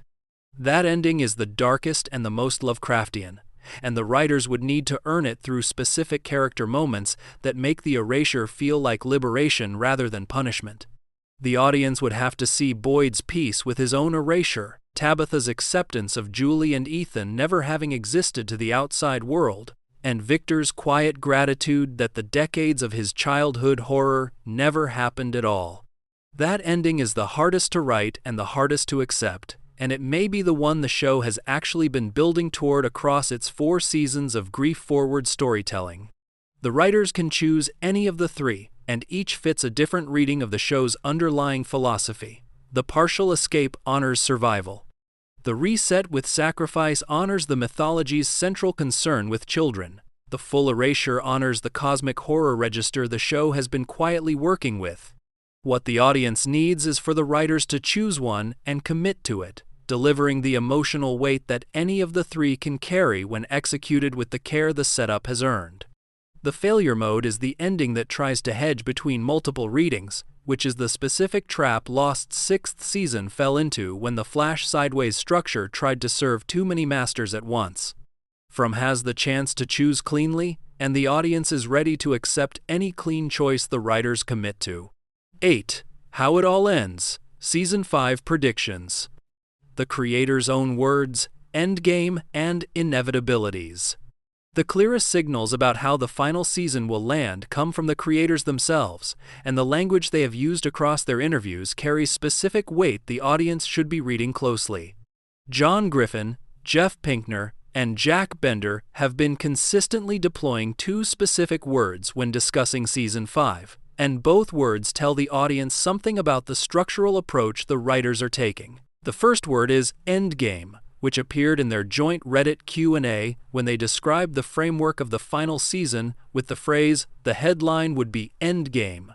The second word is Inevitabilities, which Bender used in his Hollywood Reporter conversation when he told the outlet, "There are a lot of inevitabilities coming into Season 5. Endgame carries specific connotations inside serialized television. The word implies that the pieces are already in position on the board, that the writers know which moves come next, and that the outcome is closer to being executed than being invented." Bender's inevitabilities language reinforces the reading, since inevitabilities means the writers have committed to specific outcomes that cannot be avoided, rather than possibilities they might explore. Pinkner emphasized the same framework when he told The Hollywood Reporter that the ending will be the ending we initially imagined, clarifying that while details of how the show gets there have changed across the end production, the destination has remained locked since the pilot. That posture tells the audience that Season 5 is being constructed backward from a fixed ending rather than forward from an open premise. Bender's exact language captured the structural approach when he described the seasons as chapters of a novel, saying, "A lot of Seasons 4 and 5 are continuing those things we set up, many of which are obvious to the audience and some of which are not."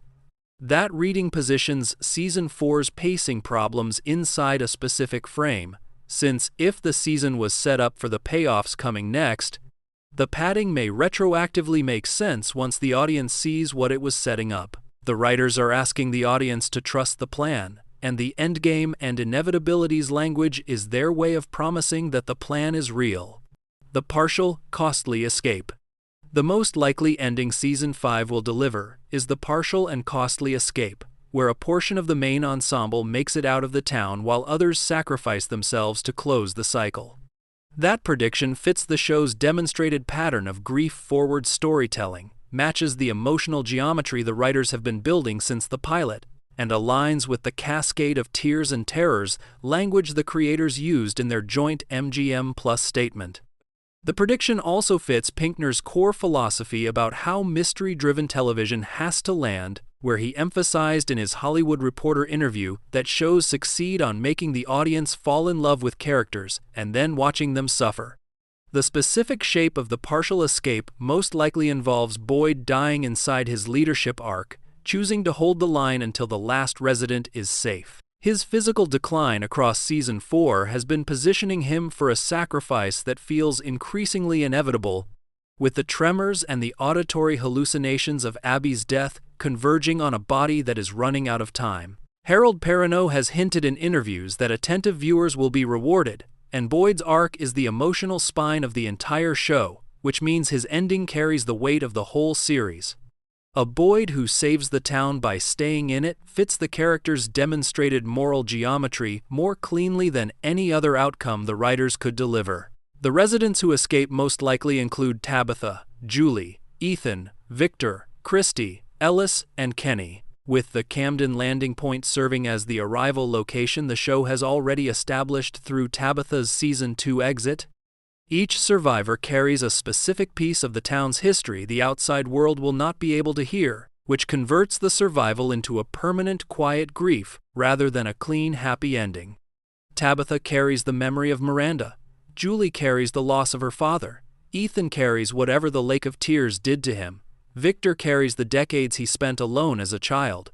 Christy carries Marielle. Ellis carries Fatima. Kenny carries his mother and his father, and every friend he made inside the community. That ending honors Marielle, Elgin, Jim, Father Khatri, and every prior death by making the ritual work through the accumulated weight of what the residents lost.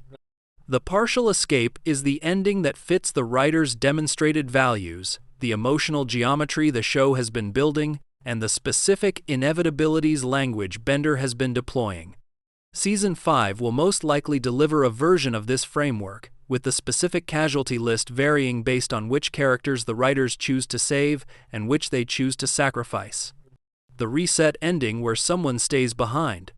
The second most likely ending involves a reset where the cycle breaks, but a single character chooses to remain in the town to prevent it from starting over. That prediction fits the show's central concern with children being harmed by adult choices, and the strongest candidate for the character who stays behind is Ethan, whose connection to the Lake of Tears and to the town's supernatural geography has been building across the entire season. If Ethan stays, the ending inverts the founding sacrifice, since a resident child would be choosing his own fate rather than being sacrificed by the adults around him.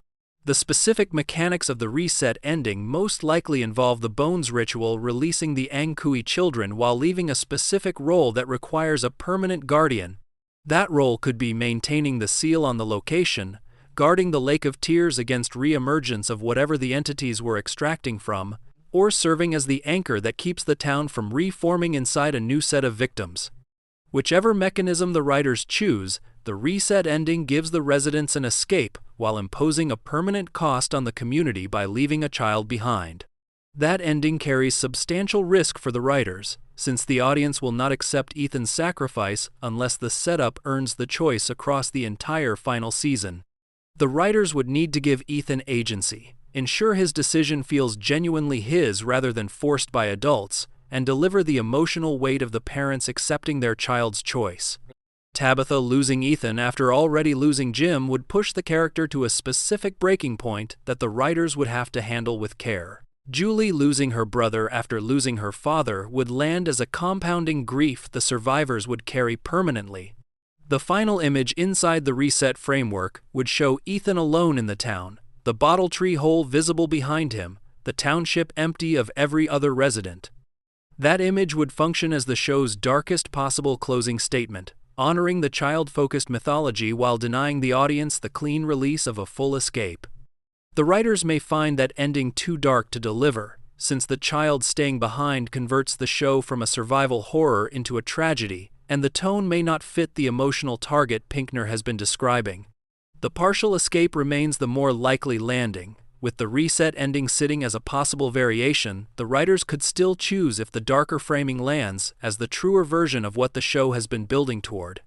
Who the story is clearly protecting. Reading the writer's room signals across 4 seasons reveals which characters the narrative has been protecting for the endgame, and the protected characters tell the audience which arcs the show considers structurally load-bearing. The clearest protected character is Tabitha, since her role as the reincarnation of Miranda anchors the entire reincarnation mythology, and her death, before completing the Bones ritual, would strand the show without its central mythological driver. Catalina Sandino Moreno's presence across every major mythological beat confirms the protection, with the writers giving her the escape from the lighthouse, the recognition of the symbol, and the recovery of the bones inside the finale.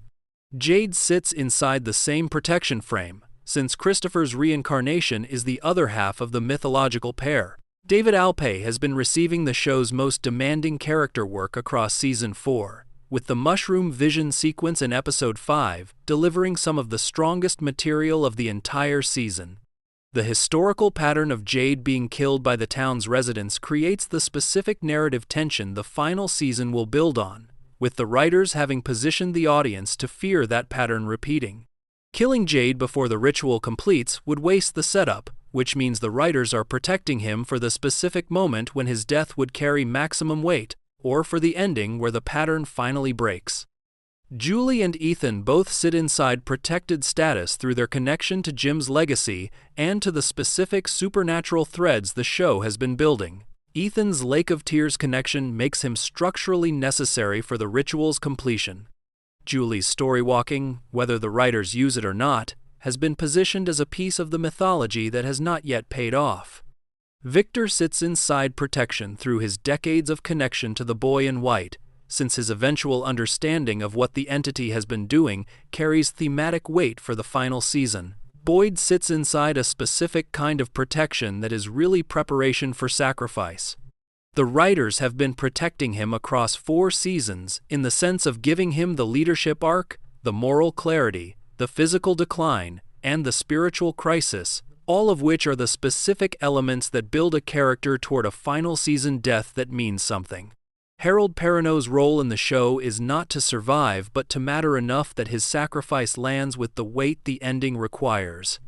That protection is different from Tabitha's or Julie's, since Boyd is being protected for the death rather than from it, and the distinction shapes how the audience should read his arc across the final season. Who is most likely to die? The casualty predictions for Season 5 fall into 3 tiers, based on how the writers have been positioning each character, and reading the tiers gives the audience a working map of who will most likely survive and who is on the sacrifice list. The top tier of likely deaths includes Boyd, whose sacrifice has been building since the pilot and whose leadership arc requires a specific final choice that costs him everything. His death would land as the emotional center of the finale, honoring Perrineau's performance across the entire series and giving the sacrifice weight that no other character death could carry.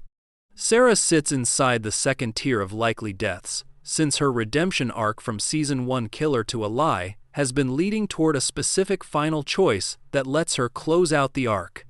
A Sarah who dies protecting the community she once endangered would complete the character's moral geometry cleanly, and the writers have been giving her incremental protections and confrontations across Season 4 that fit that ending.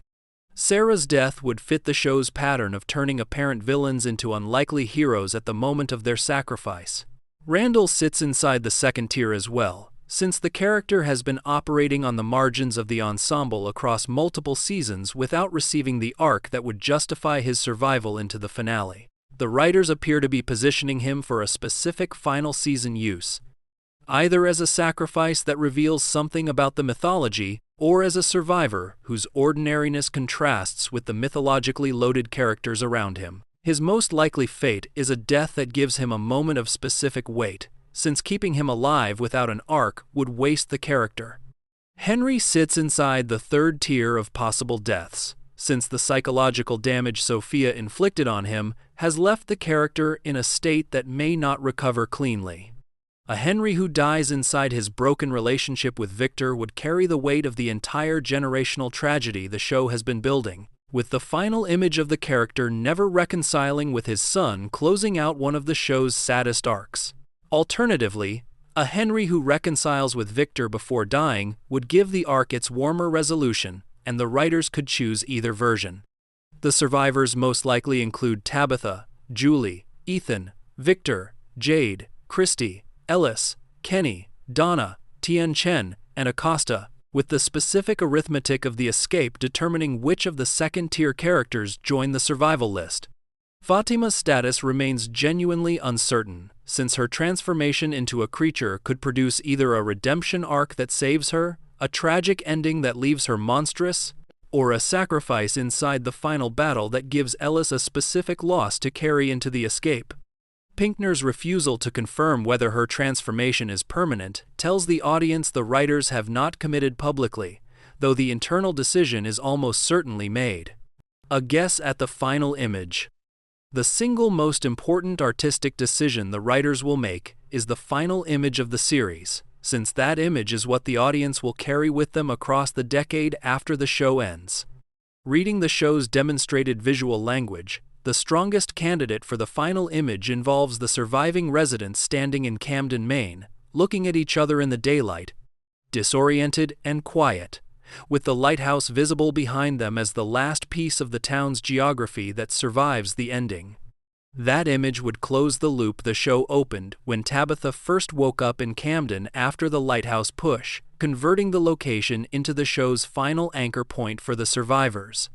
The image would carry specific emotional weight through what it does not show. The town is gone, the bottle tree is gone, the creatures are gone, Boyd is not there, Marielle is not there, Elgin is not there, Jim is not there. The survivors are alive, and the aliveness itself is the wound they will spend the rest of their lives carrying. Since the community that made them into who they are has ceased to exist, and the outside world has no framework for understanding what they lost.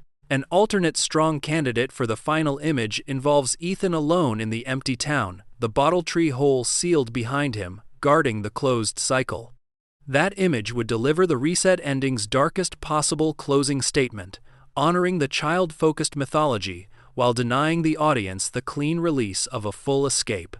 The image would land as the show's most gothic possible ending, and the writers may find it too dark to deliver even with the setup they have built. The most likely final image sits between those two extremes, showing the survivors in Camden with the specific emotional weight of having lost everyone who taught them how to survive. The residents standing in the daylight, uncertain what to say to each other, holding themselves as if they are still expecting the darkness to return, would function as the show's honest final beat. The audience would understand that these people are alive but not free, that the town has cost them their community even in the ending that saved their bodies, and that the show's central concern with suffering as the price of survival holds through the closing frame. That image is the one the writers have been building toward, and the final season will most likely deliver a version of it as the closing statement of the series. That was a long one, so thank you for sticking with me all the way to the end of a 2-hour walk through everything from Still Has to Answer. If you got something out of it, or if you just want to be around when Season 5 finally drops in 2027 and we find out how much of this holds up, subscribing helps a lot. Take care, and I'll see you in the next one.